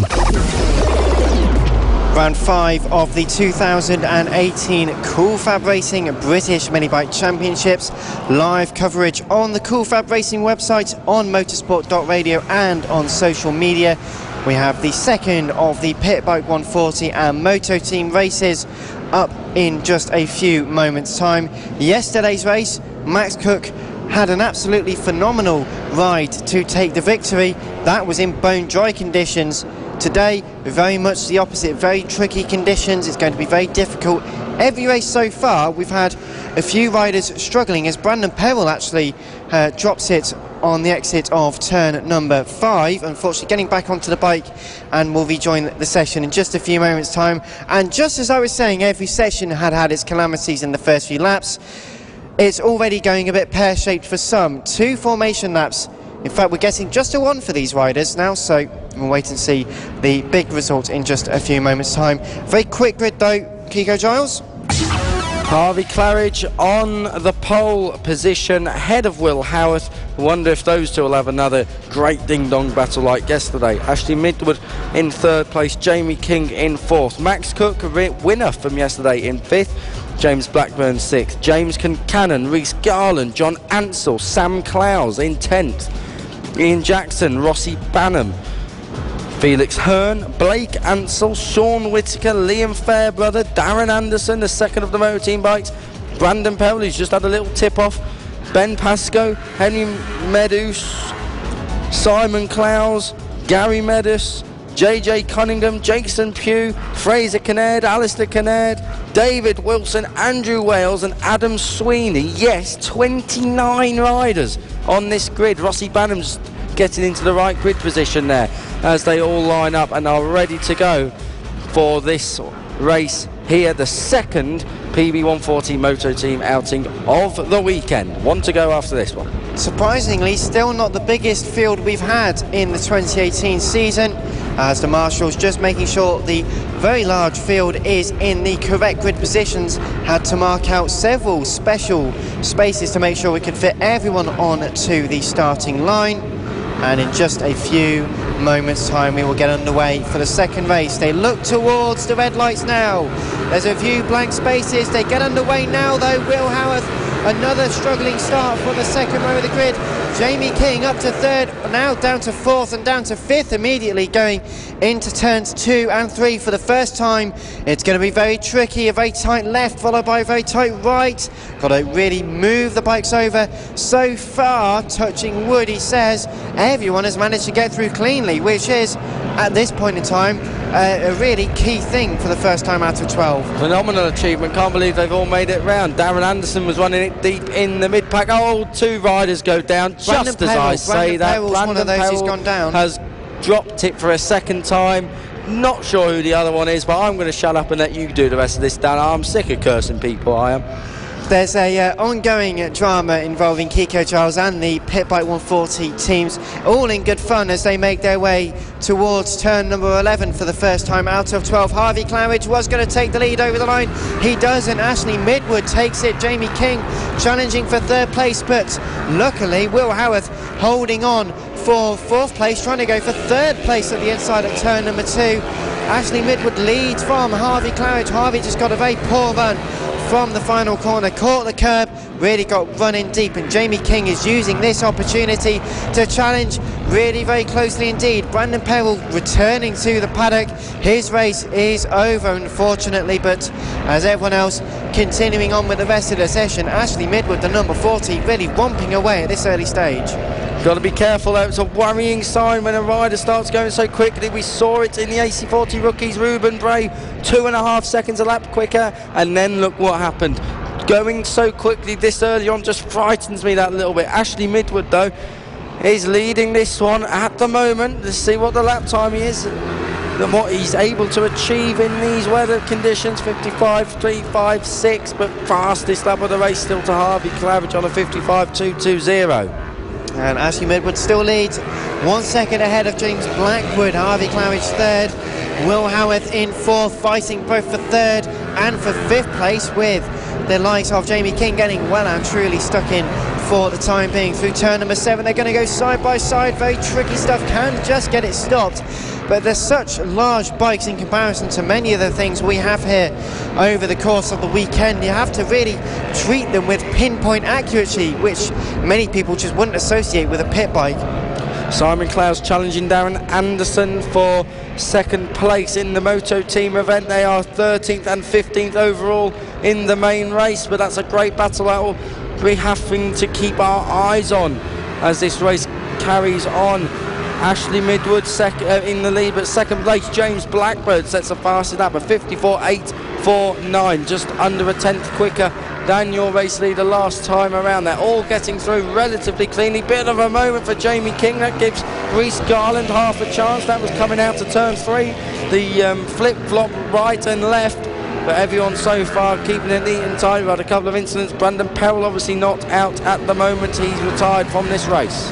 So far it has been, amazingly, he says, you know, holding anything wooden in range, quite clean by everyone. We've not seen some of the attrition we've had. Someone goes a little bit wide but rejoins the session, as now down goes Rossi Banham at turn number 5. The front of the bike just struggling slightly, getting back up and ready to get back into the session. That's the key thing here. There is lots of racing laps to enjoy, so you do want to get underway again, but the bike's starting to smoke a little bit. Could be because of the heat compared to the rest of the field. Also got someone down at turn number 7 now, getting back onto the racing bike. Ashley Midwood now still in the lead of the race, still just 9/10 of a second, and also losing someone down at turn number 3 now. Is that Reece Garland? I think that's Reece Garland from 6th place. And we've got Ashley Midwood has gone down. Ashley Midwood, that is your race leader, was your race leader, has gone down now. So Ashley Midwood, what did I say? I said to you, you've got to go steady. There's no point going and trying to win this race in the early stages. It doesn't work, not in these conditions. So your race leader now, James Blackburn, with a bit of a lead over Harvey Claridge, who has got the fastest lap of this race and the race lead in his sights. And it's an absolute knife edge, these conditions. Rossi Banham has retired from this race, pulled to the side at turn number 5. Someone's down at turn 7, not sure who that is. Looks like a Moto Team bike to me. Was it one of the leading ones? We'll find out in due course. James Blackburn still leading this race. Harvey Claridge in second place, setting a new fastest lap of 54.291. Now 9/10 of a second behind James, but starting to close in by a couple of tenths. Will Howarth remains in third, ahead of Jamie King and Ashley Midwood. Reece Garland, Sam Clowes, Ian Jackson, Blake Ansell, and then Sean Whittaker, your top 10. Simon Clowes and Darren Anderson in 14th and 15th, second and third in Moto Team at this early stage in the race. Well, not so early anymore. We're on lap 6, 7 to go, approaching half distance. James Blackburn still leading at the moment. Harvey Claridge is closing him down though, slowly but surely. Was 0.8, what is it across the line? 0.9, it's gone up by about a 10, so stayed relatively stable that time around. Will Howarth now with the fastest lap of the race, and the Moto Team bike really coming good. We haven't seen a Moto Team win on track overall. We haven't seen one finish first above every other pit bike 140, so Will Howarth looking to try and make some history this year, that is for sure, as they all jockey for position. Darren Anderson lining up Simon Clowes down into the first turn, but making nothing of it so far. James Blackburn, Harvey Claridge and Will Howarth currently in the order. Jamie King just off the back of the podium, fighting fourth. Jamie King always fighting for that podium. He loves the Cool Fab series, as do all of the riders out there at the moment. The dry line is starting to appear as well, but as they make their way through to the line once again, Blackburn versus Claridge has closed in exponentially. It was a longer lap for James Blackburn, not even that long, but a 53.2, much quicker for Harvey Claridge, challenging going into turns 2 and 3, just a bit too far back into the braking zone, but the dry line is starting to appear to become a bit more tricky. But as they go side by side, coming out of turn number 5, couldn't quite make it on the approach. That dry line starting to appear, it's now becoming greasy, which is more difficult for some, but you are starting to find a bit bigger range of grip. Harvey Claridge definitely's got the speed down the front straight as well. He's much lighter than James Blackburn, so the power to weight ratio there. Someone down at the hairpin and just about being avoided. Goodness me, couldn't see who that is. We can't quite read the number. Orange leathers nonetheless. Rider up and OK's right in the middle of the circuit. Trying to get a bike back started. I'd wheel that off to the side if I were you, mate. I've got to say, across the line for the next time around. Still James Blackburn leading Harvey Claridge and Will Howarth. Making their way through the traffic is very difficult to try and do, and Harvey Claridge is on the absolute coattails making their way through, and in fact it looks like he's just managed to make the position over James Blackburn. It's very tricky stuff they're trying to do. Just noticing, we're looking out of our commentary box window, the rain is starting to get heavy again, so the rain's starting to get heavy. There's no dry line forming, I must say. It's a little bit less wet, as in there's no standing water there, but there's definitely no dry line. So rain falling here at Red Lodge for round 5 of this championship. It is a big turning point. Second half of the season, well, it's got off with a bang. 4 laps to go, 3.5 for our race leaders, James Blackburn and Harvey Claridge. Harvey Claridge with the form. They're coming through the final corner, but a gap starting to increase once again between James and Harvey. Will Howarth, though, fighting for his life through the traffic with Jamie King hot on the tail going into turns 2 and 3. Once again, 3 laps so far. That Moto Team rider still in 3rd place, which would be a better result than yesterday. Jay King, though, is a master in these conditions, can really ride these bikes to perfection. Well, if anyone can find a way past Will Howarth, it will be the 76 rider. Jamie King's 4th, as you say, Dan. Fastest lap time is a 54.4. It's a tenth slower than Will Howarth. In fact, 6/10 slower than Will Howarth.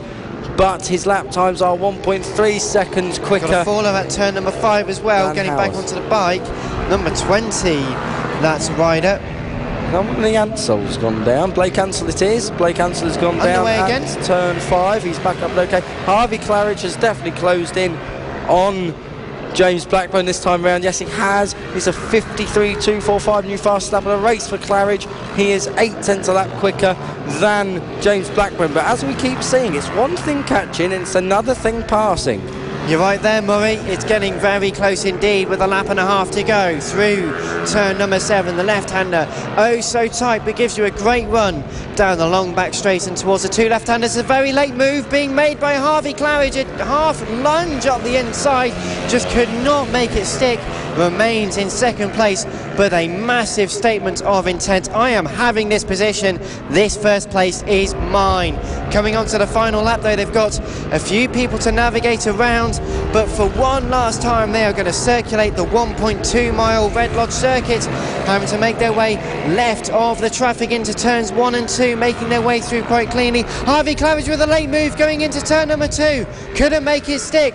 Still in 2nd place, only just 2/3 of a lap left to go as someone stops on the circuit on the left of the long straight, running deep. Claridge is down. Harvey Claridge is down. Harvey Claridge has dropped it, pushing too hard, trying to get to that front end to go where it just didn't want to, pushing on into the hairpin a bit too much, and that has given James Blackburn surely now the chance to go and win this race. A massive gap. Harvey Claridge is back up. I think he's still in the top 3. Harvey Claridge, well, that is a disaster at the hairpin. James Blackburn, surely, unless he has a little slip off now, is going to take this race win. Up towards the line, the checker flag is being prepared. The checker flag is being waved for James Blackburn, who will win ahead of Harvey Claridge. They're coming towards the final few corners now. Will Howarth is going to have a run to the line. He's got the inside line. They're side by side over the line. It's just Harvey Claridge, in fact, coming over the line. Our timing system has not quite seen the gap. We'll confirm that later on. That was another photo finish, but nonetheless 37 thousandths of a second between Harvey Claridge and Will Howarth for 2nd and 3rd. Jamie King still in 4th. I must have seen that. I thought, what a race for Jamie the 76. Ashley Midwood is in 5th after leading in the early portions of the race. Reece Garland and Sam Clowes 6th and 7th. Darren Anderson has just come home in 10th for 2nd place in Moto Team, with Simon Clowes in 3rd in class. But James Blackburn just about held on With 1 lap left to go, Harvey Claridge was throwing it every which way. Unfortunately, couldn't quite get it to pull out of turn number 5. Lost a front end, lost a boat of time. But James Blackburn wins ahead of Harvey Claridge and Will Howarth. Your podium covered by just 37 thousandths of a second over the line for second place. That was the second Pit Bike 140 and Moto Team race of the weekend. They will be back out later this afternoon for one last lap blast. But we move on now. Still a handful of races to go, including the next one, the Mini GP50s heading onto circuit here at round 5 of the 2018 Cool Fab Racing British Mini Bike Championships, the official partner series to the BSB and on the road to MotoGP. It is...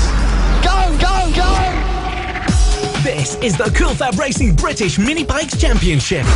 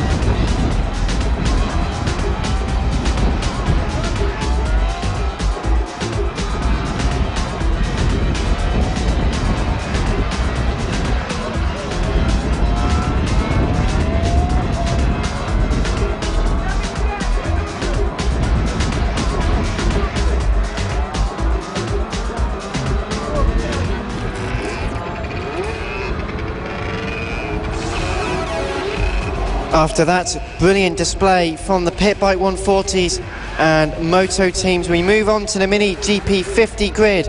Casey O'Gorman and James Cook start on the front row of the grid. Emmanuel Brinton and Josh Bannister are row 2. Row 3 will be Eddie O'Shea and Thomas Gomez, with Kyle Payne, Ollie Walker, Dylan Mellor and Harrison Crosby rounding out the top 10 in what should be a 16-strong grid. Yesterday we only had 15 who took the start, and it looks like we might be missing one. Once again, we'll get confirmation as that as we get underway in a moment's time. Casey O'Gorman lines up on pole position again. Can Josh Bannister get another good start? Got a good one going into turns 1 and 2. It's a long run, it's a very sweeping run into the first real braking zone. Turn 2, 2 left-handers and 2 Mini GP50 races still to come, including this one as we get ready for the race start. The revs are up. Casey O'Gorman starts on pole position. They look towards the lights, a very long hold. Casey O'Gorman blasts off into the lead. The person in second place, though, could not get off the line at all. They get underway, but Emmanuel Brinton immediately up into second place. Third place, though, heavily contested as they make their way slowly through turns 4 and 5 for the first time, with someone down on the apex at turn number 2. They're waiting for the marshal just to pick up the bike so they can get underway, but Casey O'Gorman resumes the natural order, as one he might say. Emmanuel Brinton into second place so far. So far, yes, I'm glad you added that on at the end there, Dan. So far, Casey O'Gorman is leading. He got a good start this time in the wet. I've just been outside for a quick visit. Comfort break, and it is no longer raining as hard as it was doing, so hopefully conditions are going to start to get better throughout the day. But Casey O'Gorman leading so far from Emmanuel Brinton, and that's Eddie O'Shea in third place. Where has he come from on the grid? That's a very good start from Eddie O'Shea. Brilliant stuff indeed. Eddie O'Shea coming from 5th up into 3rd already, and he's looking very comfortable there. Looks at home in 3rd place, so all good so far at the front. Moves being made downfield. That looks like Josh Bannister trying to shove it up the inside. Is it? Who is that actually on there? We're going to get a look. James Rose, I think, on Harrison Crosby. So all sorts of shenanigans and pushing and shoving going on downfield. The yellow flag down at the later stages of the race to 2 left-handed hairpins, unfortunately just out our sight. The rider is up, but there's a yellow flag for the bike which has just stopped towards the right-hand side of the hairpin. We'll get confirmation of that in a moment, but Casey O'Gorman led over the line from Emmanuel Brinton. Eddie O'Shea starting to catch up to Emmanuel as they make their way towards turn number 11. The left-hander, also someone losing it on the exit of the right-handed hairpin, the 3rd last corner. They're up and trying to lift the bike back into a position where they can get back out. The rain starting to spit, the wind is picking up. Casey O'Gorman 2.4 seconds ahead of Emmanuel Brinton, who's just ahead of Eddie O'Shea and Dylan Mellor. A 3-8 fight for second place so far. Emmanuel just about holding on. Just about, but hold on, he's gone wide. Eddie O'Shea gets the cut back there. Nice little move. Eddie O'Shea aware there, took the opportunity when it presented itself to him, and now Emmanuel Brinton will look to get back, but he's also got a defender from Dylan Mellor, who's having a fantastic weekend. I've got to say, Dylan Mellor really has been a bit of a star this weekend as far as this series is concerned. He's looked good all through Friday practice, Saturday, yesterday being qualifying and race day for the first race in the class, and again today carrying on his prowess in both difficult dry weather and very difficult wet and drying weather. I've got to say, it looks like it's starting to dry out a little bit on track right now, but Casey O'Gorman leading Eddie O'Shea across the line. Emmanuel Brinton, as someone has gone down at turn number 11. Sorry for cutting over, Kiko. Yeah, someone's gone down, not quite sure who that is. Riders crawling to the inside of the circuit.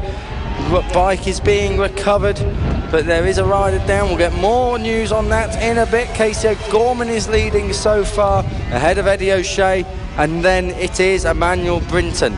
A comfortable gap between Eddie O'Shea and Emmanuel Brinton in 2nd and 3rd place. Closing in, Dylan Mellor once again really challenging for that final spot on the podium. Casey O'Gorman romping away in the lead of the race. Also a good battle emerging further down the order. We've got more information as Dylan Mellor trying to make a move, going on the inside, the right-hand side towards the final corner for 3rd place on Emmanuel Brinton. Very close, and then the front drops down as well, unfortunately. Very angry with himself, picks up the bike and is going to restart into the session. But all of this helping a few others make positions. So the top 3 unchanged. Dylan Mellor loses a few positions, only walking out into 4th. I can't believe that's just happened again. Just as I'm saying, Dylan Mellor, great weekend, looking comfortable. Goes and parks it down at the last corner. He's up and okay though. They should add on to that. Big battle there for 5th place. It's Thomas Gomez ahead of James Rose and Lucas Brown. So that is 5th, 6th and 7th, but no such problems at the front for your race leader Casey O'Gorman, pulling away. Lucas Brown had to practically stop on the apex at turn number 5. He was so close to the back of James Rose, who in turns very close to Thomas Gomez, making their way through the double apex left-hander. They're side by side, the move not quite being able to make. The cutback though could be where they get the reward. Eddie O'Shea, just looking at his last lap time, was quicker than Casey O'Gorman. O'Gorman responds this time, but not enough. He's half a second a lap quicker. Eddie O'Shea is closing Casey O'Gorman down by about half a second. It is 2.8 seconds now. We may well have a race on here with 7 to go. That is by more more than doable. Casey Gorman, long look over his shoulder. He sees that Eddie O'Shea on the green machine is closing in. Casey O'Gorman's dropped it. Can you believe it? For a second race today, Casey O'Gorman has slid out of competition. Casey O'Gorman has gone down. That'll be his perfect mini GP50 record, completely gone. And Ollie Walker has gone at turn 5 as well. So they are falling like flies. Eddie O'Shea leads this race. He only came into the class this year. What a sterling effort. This has been 5th on the grid. If he keeps it upright for the next 6 and a bit laps, he's going to be a race winner. Casey O'Gorman is out. Casey O'Gorman, a confirmed retirement, pushing the bike to the side of the circuit, but as they make their way over the line now, Eddie O'Shea, the first time in the Mini GP50s, looks like someone else is going to take the victory. Emmanuel Brinton into second place with Ollie Walker now into third. Thomas Gomez fighting for 4th place. It's getting very close. Lucas Brown well and truly involved with James Rose there side by side through turns 1 and 2. A very treacherous line, but goes straight around the outside of Thomas Gomez, and Lucas Brown now into 3rd place. So this is the fight for the 3rd and final spot on the podium. This is no longer just for glory, this is for a real spot on the podium now. And so far Lucas Brown used all the momentum around the outside where the line is slightly drier. It is starting to emerge a bit more now, but nonetheless Eddie O'Shea leading by 3.4 seconds at the halfway stage, and comfortably a second a lap quicker than Emmanuel Brinton. At the moment, 1st and 3rd on circuit. Eddie O'Shea, your race leader, to the tune of about 3.5 seconds, and Lucas Brown, sorry, yes, because he has gone through into 3rd. They've not had a podium yet this year, and they are both looking at very good holes of points here. This is going to be, Red Lodge will be a turning point in this championship. Don't forget, 2nd place in this championship is actually in the Mini GP50s, we have Emmanuel Brinton, who's right up the sharp end of things. We're just trying to work our way through reels of paperwork at the moment. Anyway, as the race continues, Eddie O'Shea leads by 5.3 seconds with 4.5 laps left to go. The last lap for Eddie O'Shea, a 1.5 seconds quicker than Emmanuel Brinton. Lucas Brown still holding on to 3rd place. Emmanuel Brinton 2nd in this championship. He will take the lead down from 107 points to 87 points if the flag was to go out now and Emmanuel Brinton was to finish 2nd. Casey O'Gorman wheels his bike back over to the other side of the circuit. He will be spitting feathers, I'm fairly sure of that. So our race leader coming through the infield section of the course. The battle for 3rd just coming over the line now. Lucas Brown still in 3rd. Thomas Gomez in 4th, but doesn't seem to be holding on for that for long. James Rose getting very close through turn 2 and 3. The right and then the left, both a hairpin chicane. It becomes even more difficult as the one dry line starts to appear. Eddie O'Shea shoots off down the back straight and up towards the 2 left-handed hairpin corners. Really enjoying a good gap so far. The order though still Lucas Brown in 3rd ahead of Thomas Gomez and James Rose. Ollie Walker holding on ahead of Harrison Desoy, Kyle Payne, Harrison Crosby and Alfie Davidson, the top 10. Dylan Mellor and Ryan Hitchcock still 11th and 12th. Eddie O'Shea leading comfortably though. Emmanuel Brinton in 2nd place as it stands. Eddie O'Shea's lead, it's incredible. It's almost 10 seconds. They come across the line, 9.2, unbelievable. And from Eddie O'Shea, your race leader, has taken to this circuit like a duck to water. And I'll tell you what, with the amount of water on circuit earlier, it could well be a duck. And Eddie O'Shea, the 114, continuing to plod around the circuit with fantastic pace of 58.9 compared to the 1:01 now for Emmanuel Brinton. He's in real danger of being caught up. There is a big difference, but the fact that Thomas Gomez and Lucas Brown lapping in the 57s and 58s, closing in by a good few seconds per lap, this could be a battle for 2nd place. Before we know it, 2.5 laps left to go for the battle for 2nd place. 2 laps now for Eddie O'Shea, who crosses the line. Very happy in that position so far. It is now going to be a battle for 2nd place, starting to close in. They're being reeled in. Not too long left to go for Emmanuel Brinton. The gap over the line to the race leader was 9.3. The gap to the battle for 2nd, or the battle for 3rd, 4.7. The battle for 4th and 5th. Thomas Gomez, James Rose getting very close once again. A new fastest lap also for James Rose of 57.5, which is really tremendous pace all over the back of Thomas Gomez through 4 and 5. Left and then right, very tight. You just have to wait and wait and wait to get round. Must feel like an age to catch up. But third place still being fought with the Blommers. Down now has gone not Thomas Gomez, it's James Rose, unfortunately. My goodness me, such a shame. Plenty of space to the next rider, so does rejoin the race. Will continue in 5th place, but has lost touch with that battle, unfortunately. 1 lap left to go for Eddie O'Shea. Will he hold on for this race victory? Should do, Eddie O'Shea, unless he makes a rare error. We haven't seen many of them this year from Eddie O'Shea. He's through turn 2 safely, through turn 3 safely, taps in the power now, down towards the S's and the turn 5 hairpin. He has been unbelievably cool, calm and collected today. 9.6 second lead. That has got to be one of the biggest wins of the year, and I can't believe I'm saying it. It's not going to go to Casey O'Gorman. He crashed out under pressure from Eddie O'Shea, closing him in. They're at the last few corners now, the long left. Eddie O'Shea just got to negotiate the next few corners, and he's got this one in the bag. The first rider to beat Casey O'Gorman this year in the Mini GP50 class. Not long left. And Casey O'Gorman will be frustrated with himself. Frustrated he's not won. Frustrated he's not going to score many points at all. But coming over the line, Eddie O'Shea, fist up in the air. He's absolutely elated with the victory. The first person who is not Casey O'Gorman to win in the Mini GP50s has come over the line. Emmanuel Brinton is second, but third place over the line. Thomas Gomez has just managed to nab it on the last lap from Lucas Brown. They had a bit of a run towards the line, but Thomas Gomez has caught Lucas Brown napping to take third place, the final position on the podium. Lucas Brown then in 4th ahead of James Rose, who is still circulating around, just comes home ahead of Ollie Walker. As down on the final corner has gone one rider.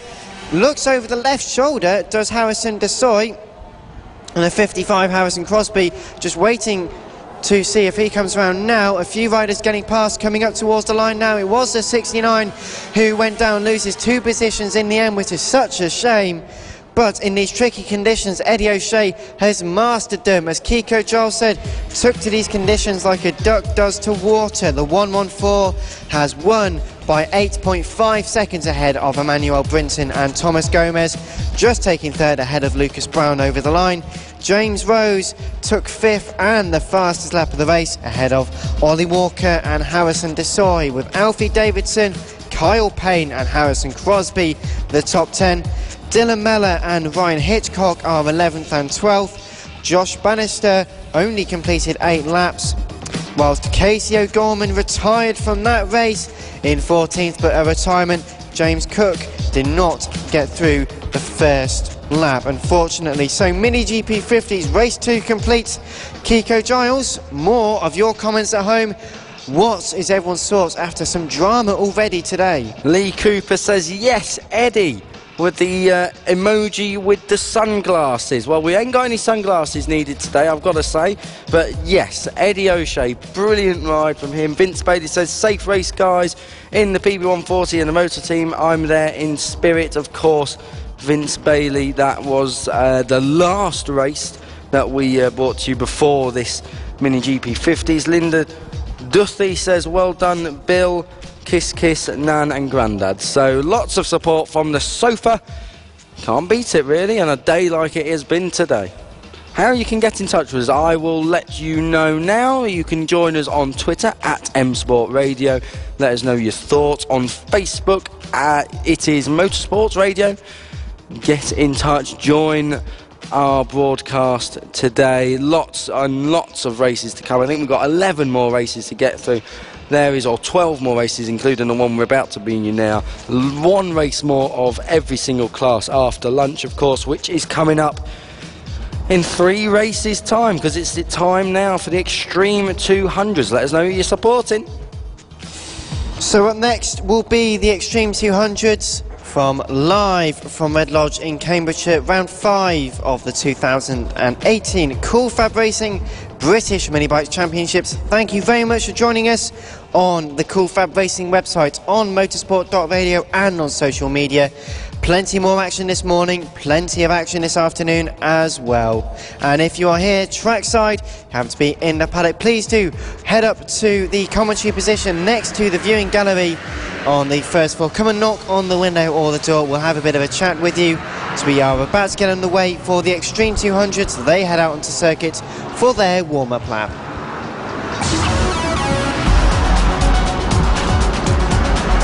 And it will be Max Cook who starts on pole position ahead of Gareth Roberts. Elliot Dufton and Will Howarth are on row 2.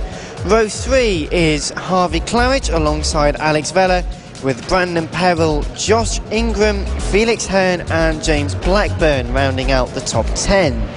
Jamie King lines up an uncharacteristic 11th with Ian Jackson, Callum Beach, Reece Garland, Ben Pascoe and then Sean Whittaker, rounding out the 16-strong field. Heading up to the grid now, only one formation lap. All the pressure will be on Gareth Roberts, who is leading the championship, partly by virtue of being present at pretty much every meeting so far. Consistency in the Extreme 200s is what seems to be giving Gareth Roberts his narrow 8-point lead over Elliot Pinson, who isn't in this category this weekend. The first person in the championship who is here this weekend, Will Howarth in 4th, 32 points behind. As we've got Jamie King, is that Jamie King pulling off? Or is he down there on the grid? I think that was Jamie King pulling off. Jamie King returning to the paddock with a bike problem. Such a shame, and there seems to be a few missing on the grid. They're moving them all further forward to try and tighten it up a little for the run going into turn number 1. But Gareth Roberts lining up in second place. Max Cook, I'm not sure if I can't see him, if he's at the back. He might be starting from the pit lane, but certainly not starting on pole position. Bringing more of that when we get the race starting in just a few moments at all. Can't see Max Cook at all, not on the grid, not in pit lane. We'll see in a moment. Watch the lights, so we're ready to go. Gareth Roberts will be leading from second place. A bit of creeping, a massive creep from Alex Vella, who launches into the lead by jumping the start. You could have measured that with a calendar as they go into turns 2 and 3 for the first time out of 12. Into the lead then the 621 Elliot Dufton, the 441. The orange and white machine second place ahead of Gareth Roberts. Harvey Claridge in 4th place. They're making their way through turns 5, 6 and 7 for the first time out of 12. The circuit does seem to be starting to dry off a little bit, which is going to help these riders out there. Interesting thing for me is whether or not Alex Vella will have the pace. Didn't have the pace yesterday, wasn't on the podium, so he's got a good start, but how long will he be able to wait there for? Elliot Dufton already lining him up, taking a tight line down towards the final corner, won't be able to make his way through this time around. Alex Vella's a local rider as well, he'll have plenty of support, I'm sure. We'll get the comments read out soon, but Alex Vella leads then. Alex Vella leads, Elliot Dufton in second place, 3rd is Gareth Roberts, 4th Brandon Perrill. Brandon Perrill, great start. Harvey Claridge 5th, Will Howarth and James Blackburn 6th, 7th, Felix Hearn is 8th. It's all very close. Gareth Roberts has gone through into second place ahead of Elliot Dufton.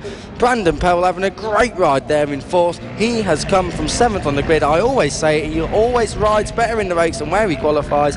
The 146 making brilliant progress. After some tribulations in earlier races, Brandon will certainly be wanting to make up a few positions. Will Howarth just dives up the inside, gains 2 positions, going through the 2 left-handers towards the later stages of the lap. Gareth Roberts all over the back of but not only Elliot Dufton but also Alex Vella, got past for second place over the line, is about to do the same through the final corner. Gareth Roberts pulls to rider's left hand side, almost got side by side, couldn't quite get the traction to get the run into turn number 1. Someone who did get the traction was Will Howarth. 1 position, 2 positions, 3 positions changing there, almost through turn number 2 and 3, and takes 4th place, already progressing into 6th so far. Alex Vella's really holding this group up now, I think. He's just bunching them all up, makes for great racing. Gareth Roberts will be eager to get through. The thing with Alex Vella is he's got great top end speed. He's got good speed down the straights, and that's all you really need. If I must be a bit pedantic about that, you know, you're not always needed in the corners. Well, unless you're Gareth Roberts, who's just lost the place running wide. Elliot Dufton makes his way through. Will Howarth will be next up. They charge down towards this final flick from right to left at the last corner. A bit unallows it to ring his last corner, especially when it's wet like today. Reminds you of that place. Alex Vella leads. Second place, Elliot Dufton. Third for Gareth Roberts. Fourth, Will Howard. Harvey Claridge still there in fifth. Sixth is James Blackburn.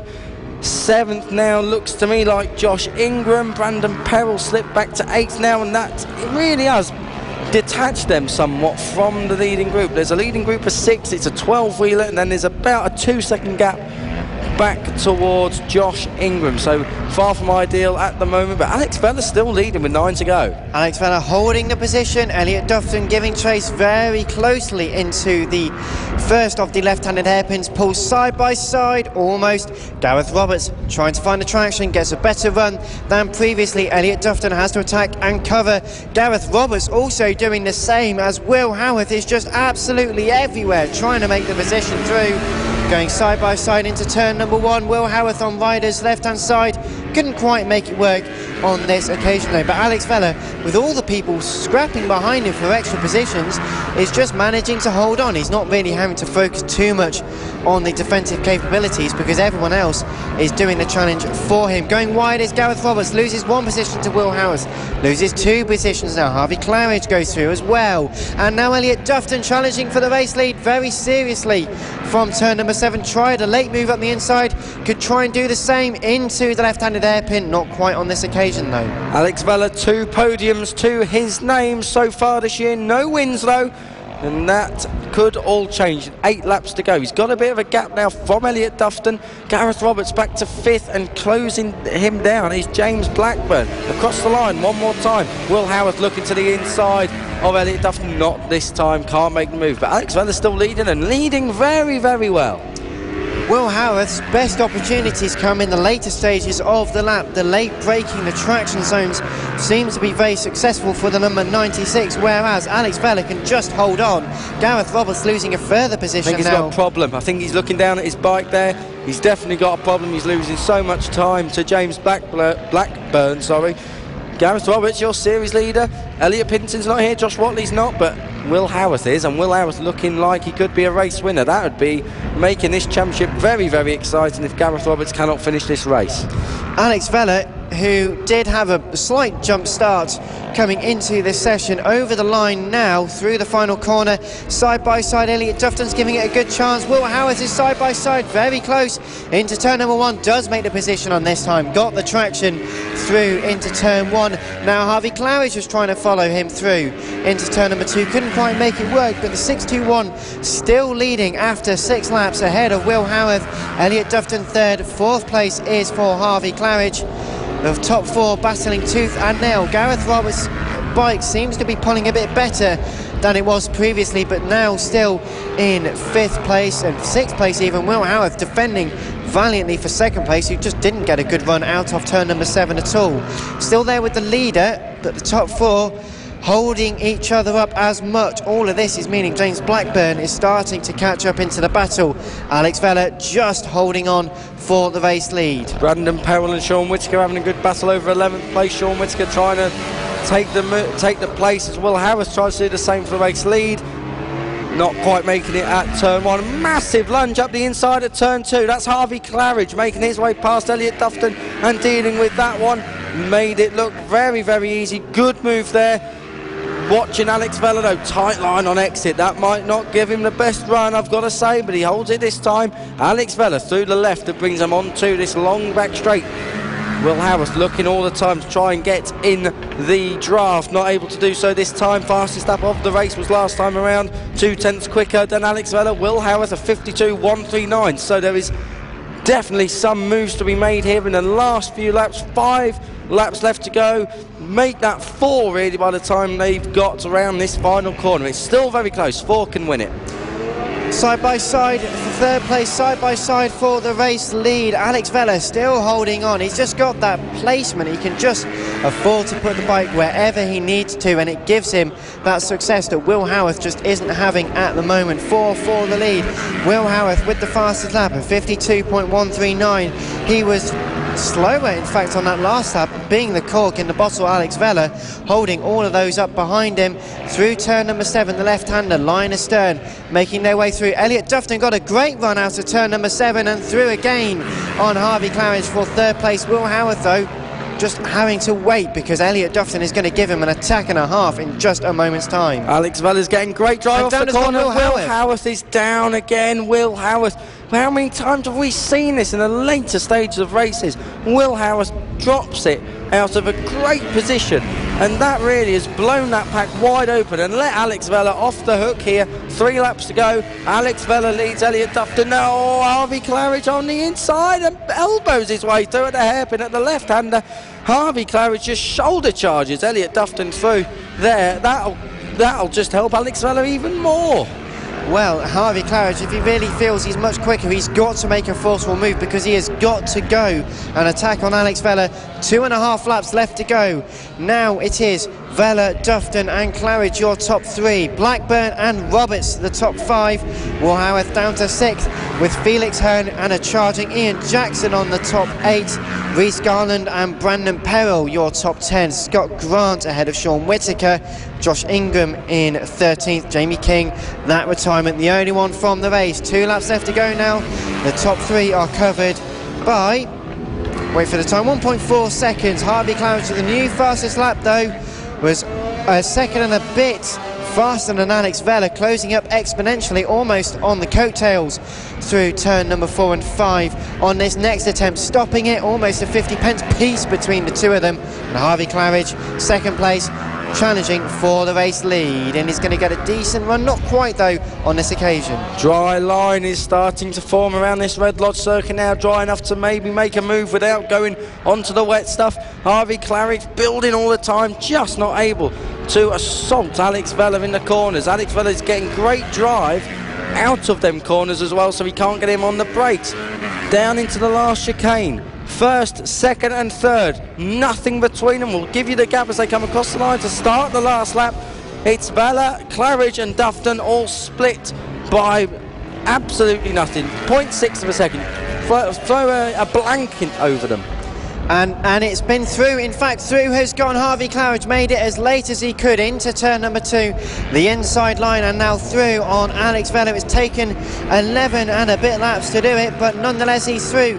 Can Alex now hold on to second place, because Elliot Dufton's going to get a decent run out of turn number 7. They're going to go almost side by side, not quite, into the first of the left-handers at the far end of the circuit. Harvey Claridge getting a great wave from the fans trackside. The traffic to come, it shouldn't interfere with this too much, but as the checker flag is being prepared, Harvey Claridge left it late, but he's going to take a victory in Extreme 200s once again. Checker flag is flying ahead. Harvey Claridge wins from Alex Vella. Elliot Dufton rounds out the podium, 4th place for James Blackburn and 5th for Gareth Roberts. A decent points haul. Will Howarth in 6th, so will extend his championship lead over Will Howarth, but Harvey Claridge, 0.8 of a second it was over the line, and the number 16 takes another victory to add to his tally in Cool Fab this season. Alex Vella held on for second place. Will that hold in the steward's office though? That may not. I'm sure the start will be under review, but the 6 who won provisionally in second place, Elliot Dufton and James Blackburn, the top 4. Gareth Roberts, a decent ride, maybe had a bit of a problem in the midway stage of the race, but will come out later fighting fit, hopefully, to take another victory. Will Howarth in 6th ahead of Felix Hearn, Ian Jackson and Rhys Garland rounding out the top 10, with Scott Grant, Brandon Perrill, Josh Ingram and Sean Whittaker rounding out the 14 runners. Jamie King, unfortunately, into retirement at the very start of the race. In fact, he didn't even get to start. But as we get to the later stages of this race, just a handful of races to come here. Round 4, round 5 of the 2018 Cool Fab Racing British Mini Bike Championship. Plenty of action still to come, Kiko Giles, and just a few more races really to show what these youngsters can do on the road to MotoGP, the official partner series to BSB, developing the talent exactly here at home ready for them to progress. 2 more races to come before lunch, and then we've got 9 more after that. 11 races in total still to come. Going to be another great afternoon of racing, I'm sure. It's starting to dry out as well now, so that's another interesting dynamic. It's still very, very cloudy though, looking out the commentary box window here. Still cloudy. There was a lot of rain in them clouds, and I wouldn't put it past it before the end of this meeting, before the end of racing, another rainstorm to come. If it does though, makes it good for us. Lots of different results have come in today. Casey O'Gorman has been nowhere near as dominant as he has been. He's been beaten by Eddie O'Shea in the Mini GP 50s. Also in the Junior LC40s, different results there. In the AC40 Pros, even more different results, and really championship changing results as well in most of them as well. So we've got a lot of racing to look forward to. Can't wait to get into it after lunch. Plenty of action still to come from round 5 of the championship. Coming up next in a few moments is the Mini F1 sidecars. Thank you very much for tuning in and all of your comments on the social media so far.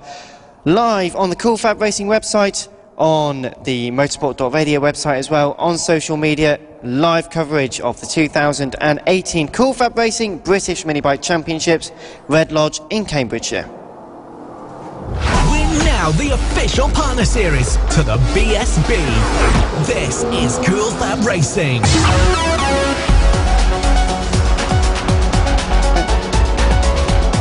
Yeah, no more comments.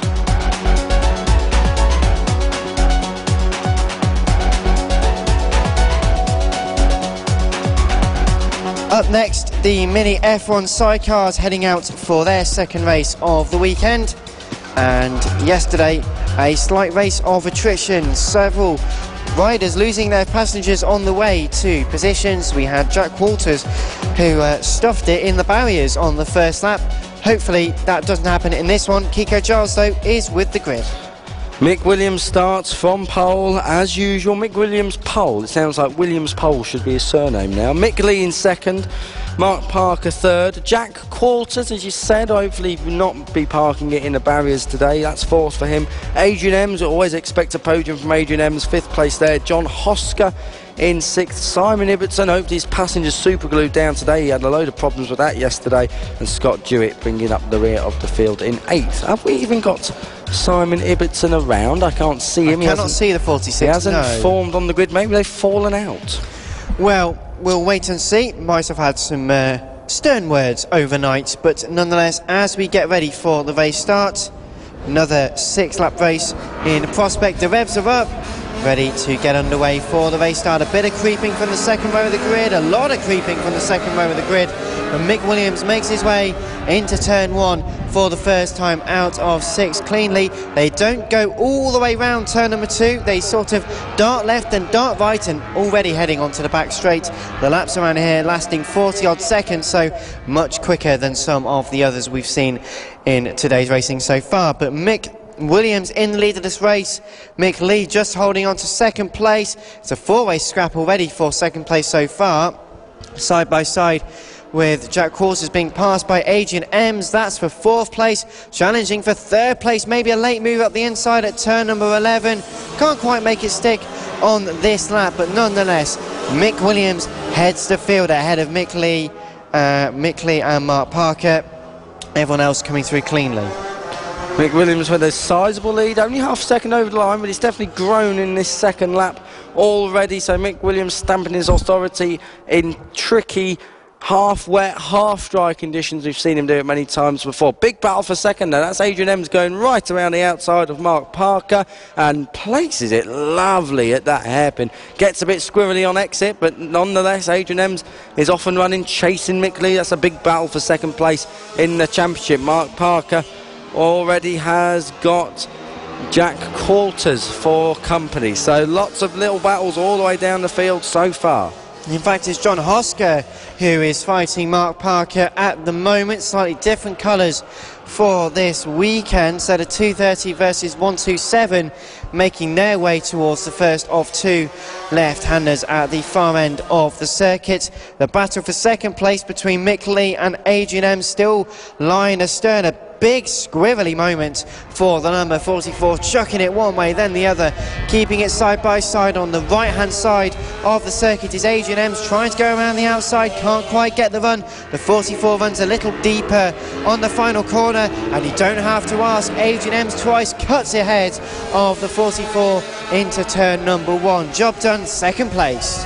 Job done, second place indeed. Looks a bit wide going onto the straight there, but it's gone away with it relatively well.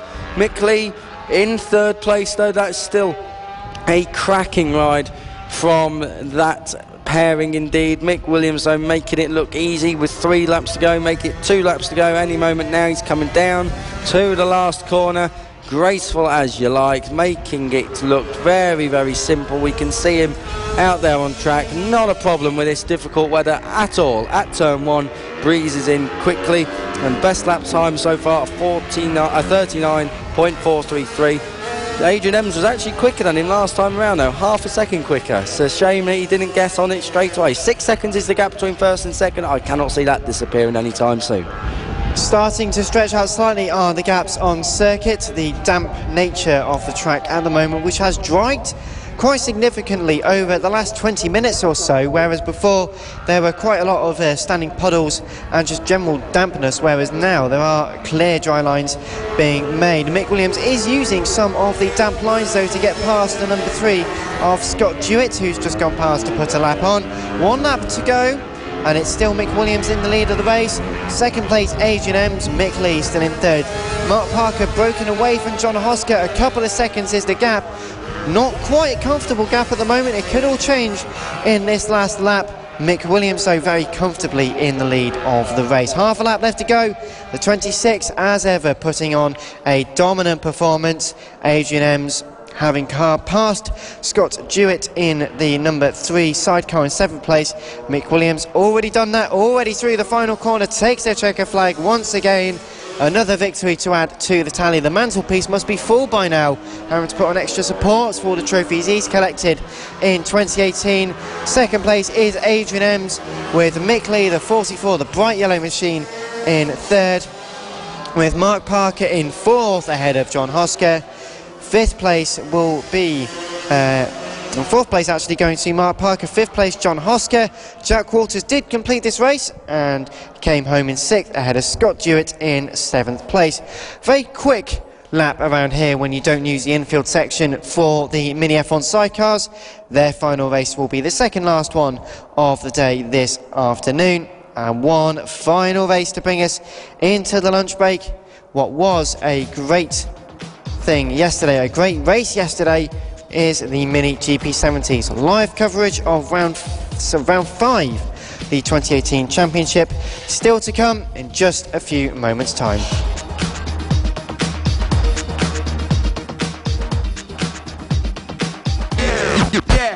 This is the Cool Fab Racing British Mini Bikes Championship, the official partner series to the BSB.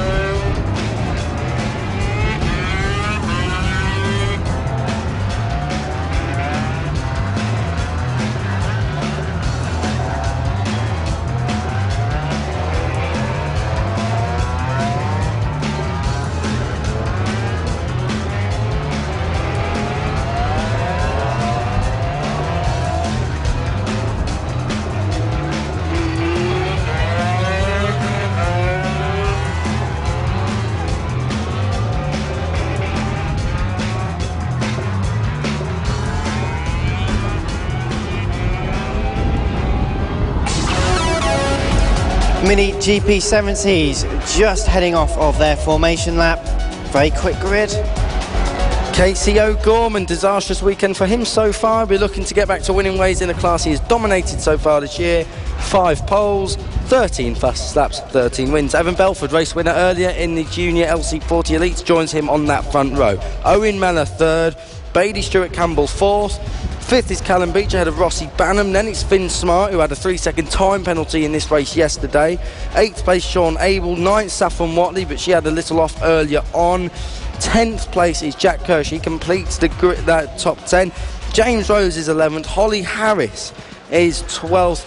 13th Elliot Crosby. Cannot see Saffron Watley on the grid. She must be missing. Holly Harris, the sole female then. A shame there for Saf Watley after a brilliant race yesterday, and hopefully we'll see Saf out very soon indeed. All eyes and all ears are focused towards this final race before lunch, a second race of the weekend for the Mini GP70s. Yesterday's race was an absolute classic. They look towards the red lights now. They've been a long hold for all day. They're a very long hold, a bit of creeping, but Casey O'Gorman gets away from pole position, followed very closely by Evan Belford, trying to go around the outside into turn 2 for the first time out of 13. Didn't make the position, so stays in 2nd place so far. Rossi Banham making progress, Sean Abel is as well, but so far Finn Smart having a bit of a struggle on this opening encounter. This though, however, Casey O'Gorman being followed very closely by Evan Belford, who's going to try and get a run. They were side by side heading through turn 7, not quite so into turn 8 and 9. If Evan Belford can stay where he is, he's going to be in this race for the long run. As far as race wins are concerned, it is Evan Belford giving chase to Casey O'Gorman so far. Looks like Dylan Mellor in 3rd, and in 4th place to me is that Bailey Stewart-Campbell. Looks like it to me. At the last corner we go. Casey O'Gorman gets a good run out. Evan Belford takes a tighter line down towards the left-handed turn 1. Fast turn 1 as well, but no moves are made. 6th place is Rossi Banham. Looks like Jack Kirsch has got his way into 7th place from 10th on the grid, so that's a great start from him. A great start from Jack into 7th place, then confirmed, still side by side for the lead. Casey O'Gorman under big pressure from Evan Belford, who moves to the right hand side of the circuit, a big squirm, and bullies his way through into the lead. Casey will not like that at all. Down to 2nd place. That corner's not been too kind to Casey O'Gorman, that's why he crashed in the Mini GP50s race, but we have a race on now. Evan Belford leads the race here, and Casey O'Gorman, this is going to be an interesting situation. We haven't really seen him give chase to the leaders before. Be interesting to see if he snaps straight back or waits a while till the end of the race. Into turn 11, the final corner at the Red Lodge circuit, over the line, and Evan Belford confirms the race leader, but Casey O'Gorman had a sneaky look up the inside at turn number 1. Couldn't make it work though, wasn't quite close enough. Through turns 2 and 3, really moving the bike over from right to left and then into the complex. The infield section very tight, very technical so far though. Evan Belford remaining in 2nd, Evan Belford leading ahead of Casey O'Gorman, Mellor, Bailey Stewart-Campbell and Callum Beach, the top 5. So got a rider down at turn 3. It's taken Finn Smart out onto the grass as well. I think Finn Smart may have actually stopped. Looks like he's hurt himself there. I was just about to say that Jack Kirsch has made his way now into 5th place. So Jack Kirsch having a fantastic ride. Former winner, of course, in the smaller classes. Finn Smart looks injured. Looks like he may have been tapped. He's on the grass. He is. He's okay in himself. He's just sat on the bike. I think he was taken out by Elliot Crosby at turn 3. And as the leaders make their way through, Evan Belford with the fastest lap of 50.9 on that last one, a couple of tenths quicker than Casey O'Gorman, who's breathing down his neck, desperate for the extra position. Jack Kirsch confirmed into 5th place, now hounding Bailey Stewart-Campbell, who's had flashes of pace over the course of the season so far, but Jack's really starting to make inroads into the top 4 now, and would be a great position for Jack, would be one of his best positions of the year so far, would definitely be the best position for Evan Belford, the race leader though. The first time who is not Casey Gorman to win a race. Finn Smart just moving towards the left-hand side of the tyres, out of harm's way with the marshals, and having just a brief word with them. Elliot Crosby did restart into the race, so 11 circulating on the race so far. Belford O'Gorman now with the fastest lap at 50.7, a tenth and a half quicker than Evan Belford on that last lap. It's a cat and mouse game with 8 laps left to go. Belford, O'Gorman, Mel at the top 3. You get the feeling that if Casey O'Gorman does make a move through, Jack Kirsch, just as I interrupt myself, Jack Kirsch has gone into 4th place.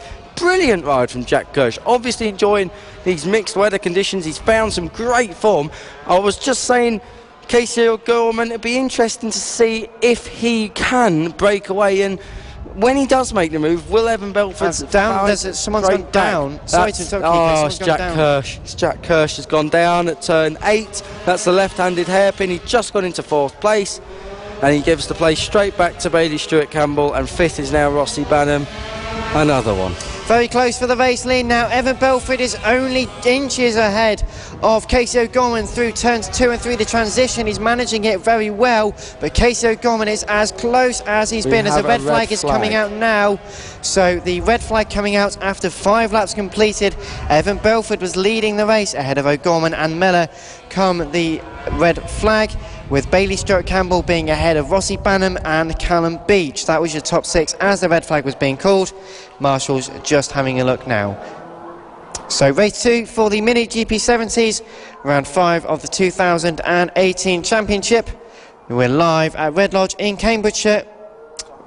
So nonetheless, the battle for the race lead starting to get very, very close between Belford and O'Gorman. O'Gorman really got the bit between his teeth as they had gone through turns 1 and 2 for that 6th time in the race. The tyres really were coming in for O'Gorman now. He found his feet, got bullied nonetheless from turn number 6, out of turn 5, the right-handed hairpin, and Belford had the right-hand side of the circuit going through turn 6, a big squabble really going on between the pair of them. The rear stepped out and just pushed O'Gorman wide by just a few movements. Not a lot really, but enough to cost him the position, Kiko. Enough to cost him the position. I don't think Casey O'Gorman expected the move to be made there anyway, and then when the rear end stepped out from Evan Belford, that just caught him unaware a little bit, and Casey O'Gorman just sat back, gave him some room, let himself build back into that space. What I was saying earlier, it's not bad, and it's not a bad idea to sometimes just let yourself have that half a second disadvantage so you can build back into the race, get some momentum going, get back in that rhythm. But Mini GP 70s just in the holding area at the moment after the brief red flag. Hopefully will be coming out onto circuit in just a few moments' time. But Belford, O'Gorman and Mellor was your top 3, with Bailey Stewart Campbell still in 4th, being hounded by Rossi Banham, with Callum Beach and Sean Abel ahead of Jack Kirsch, James Rose and Holly Harris the top 10, with Elliot Crosby rejoining the race and Finn Smart retirement after 2 laps. More of your comments coming in on social media. Thank you very much for tuning in to our live coverage on the Cool Fab Racing website, as well as on motorsport.radio and on social media, with plenty of your comments.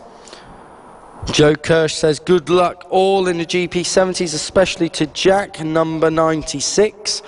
Richard Spencer Fleet says Rossi, so I assume he wants Rossi Banham to do well there as well. But that was the first part of the Mini GP70s. We're not sure really what's happening at the moment. We believe it's declared a race result. Therefore, Evan Belford takes his first win of the year in that class, which is an amazing achievement for him. It's his 2nd win of the day. So Casey O'Gorman so far not having it all his own way. It's about time someone stopped him. Well, the first person in a Mini GP70s that isn't called Casey O'Gorman, which has run a race, a fantastic feat. Also a good podium for Owen Mellor in 3rd place. Bailey Stewart Campbell lucky to get a reprieve from 4th place.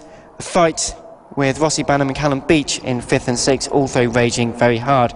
They'll be back out later on this afternoon for the 3rd and final set of races. We will be back live from 5 to 2 this afternoon, so hopefully you've enjoyed the racing action this morning. Plenty more to come from round 5 of the championship.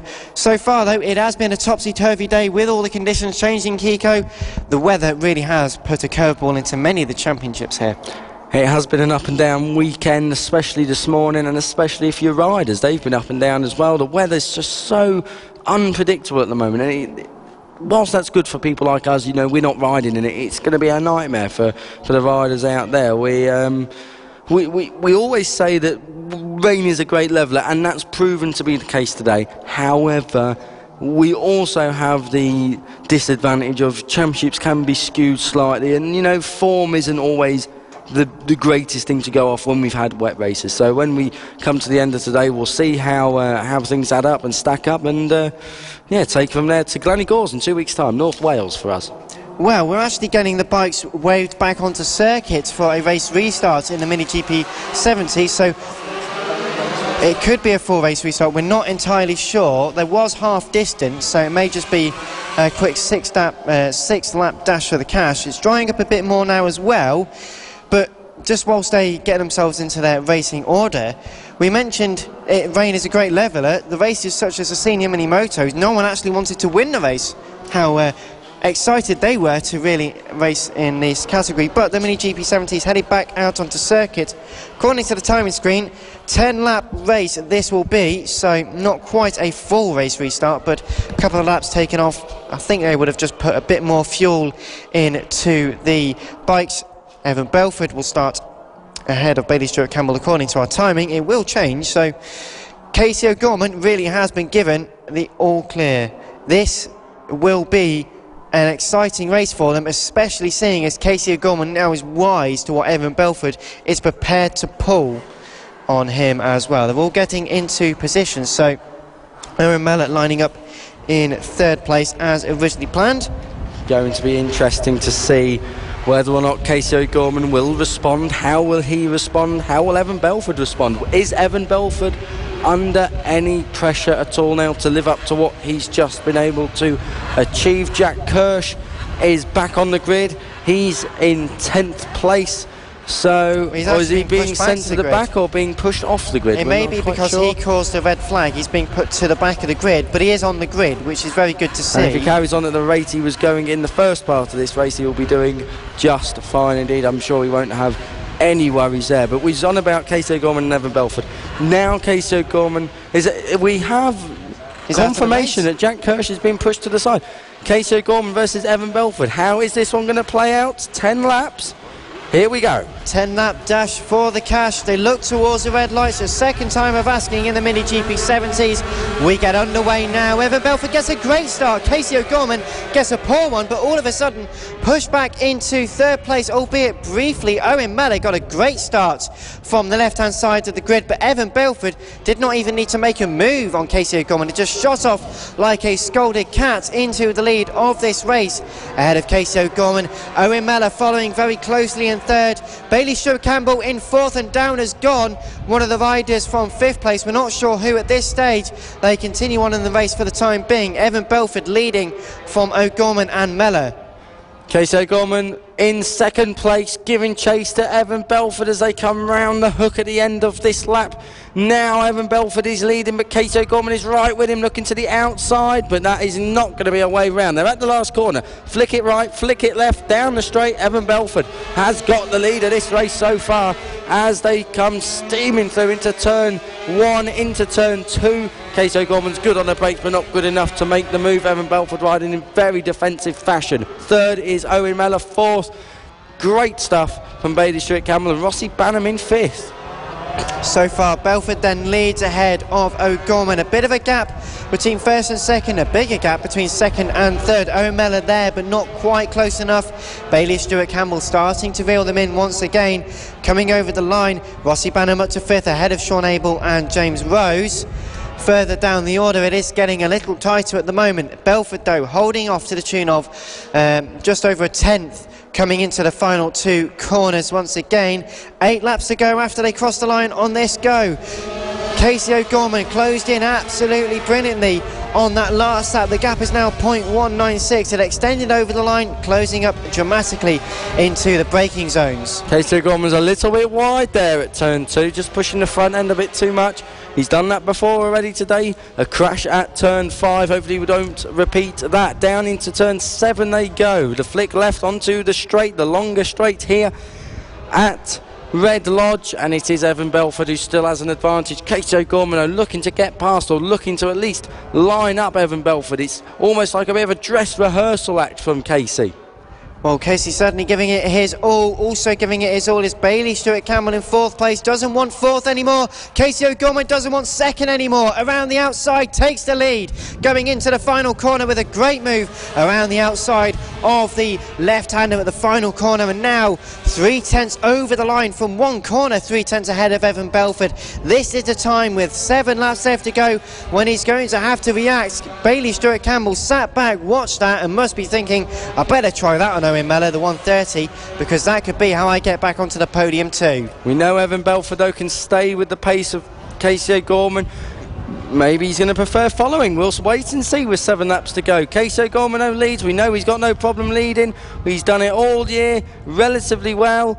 This race is, of course, the restart. Evan Belford was leading in the first part, so in all honesty really, Evan Belford, we know he's got good pace. Bailey Stewart Campbell into 3rd place, gets ahead of Owen Mellor, so that's a change for the podium. But the front 2 are away and running. Casey O'Gorman versus Evan Belford, and they're very close at turn 2 as well. Bailey Stewart Campbell starting to close in too. A 49.3 for him as opposed to the 49.5s and the 49.6s for our 2 race leaders. Could easily become a 3-race scrap for the race lead.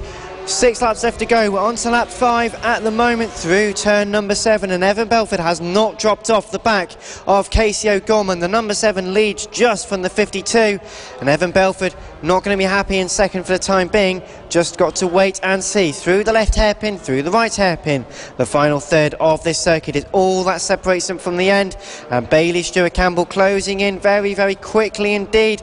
The 3-way scrap for the lead. This is not going to help Evan Belford. A bit of a squirmy moment out of the final corner. The pressure might just be getting to him.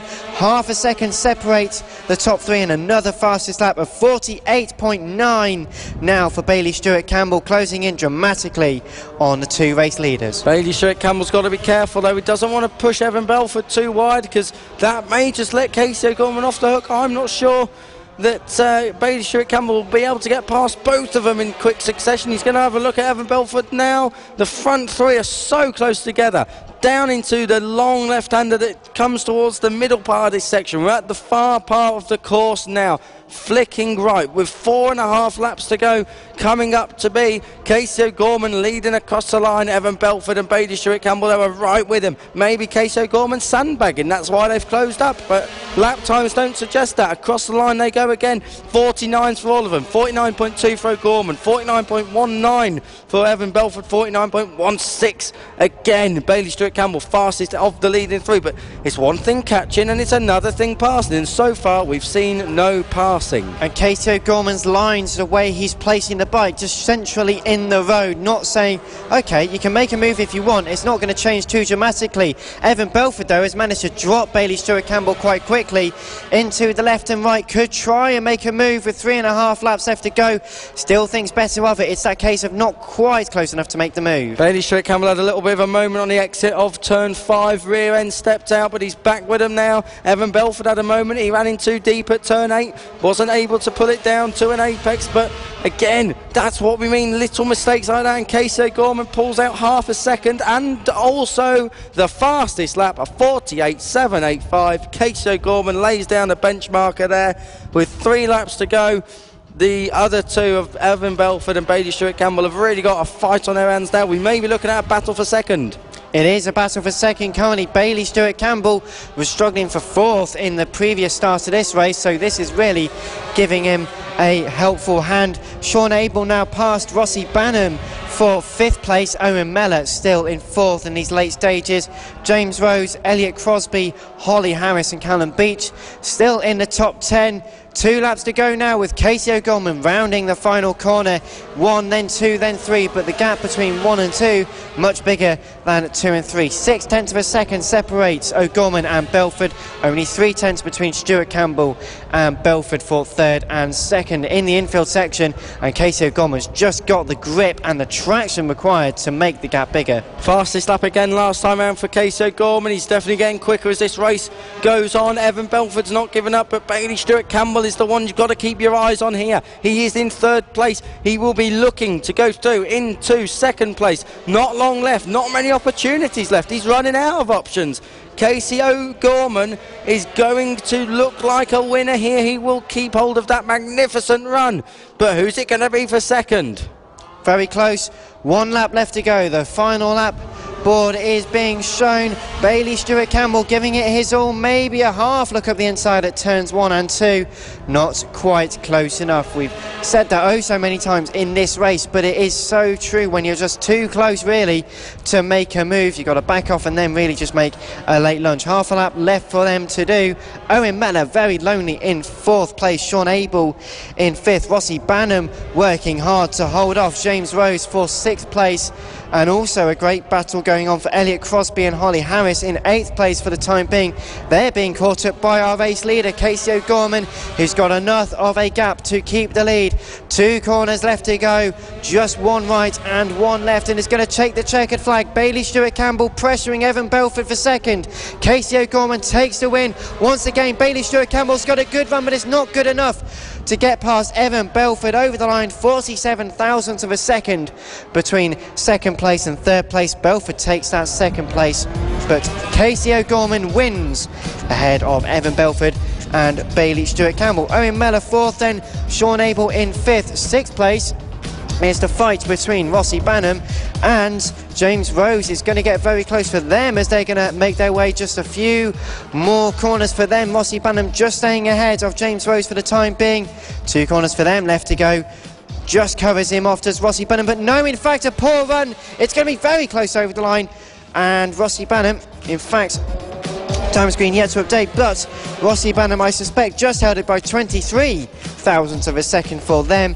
Elliot Crosby comes home in 8th ahead of Holly Harris and Callum Beach, who didn't finish the first lap, with Finn Smart and Jack Kirsch 11th and 12th. We said it all before, they think it all over. It is now, or at least for the second set of races. We're going to go for a bit of a sit down after that. Some fantastic racing in the second set of races here at round 5 Red Lodge. After lunch, we'll be on air from 5 minutes to 2 for the third and final set of races this afternoon. The action here at Red Lodge has already been frenetic, and the third set is going to be even more so, Kiko. It's going to be good to get out after lunch, see how much this track has dried. Get my words out in a minute, put my teeth in. Casey O'Gorman obviously going unbeaten in the Mini GP 70 class. That was a great race for him. We've seen now that he's quite comfortable following another rider if he has to suss out where their strong points are, where their weak points are. He is an unbeatable force at the moment. Will he win later on the Premier class in Coolfab? I'm not so sure. I think it's going to be a run. He's going to have a run for his money. Well, a run for his money indeed. All the classes out one more time, starting from 2 o'clock. Thank you very much for joining us on the FAB-Racing website, on social media and on motorsport.radio. Thank you for all your comments. We'll be reading out more of those later on this afternoon. It's time for lunch now, and we'll be back at 5 to 2 ahead of the third and final set of races from the 5th round of the 2018 FAB-Racing British Mini Bike Championships, the official partner series to the BSB, and on the road to MotoGP. More of this very soon indeed. Ready. It is... Go, go, go! This is the FAB-Racing British Mini Bikes Championship.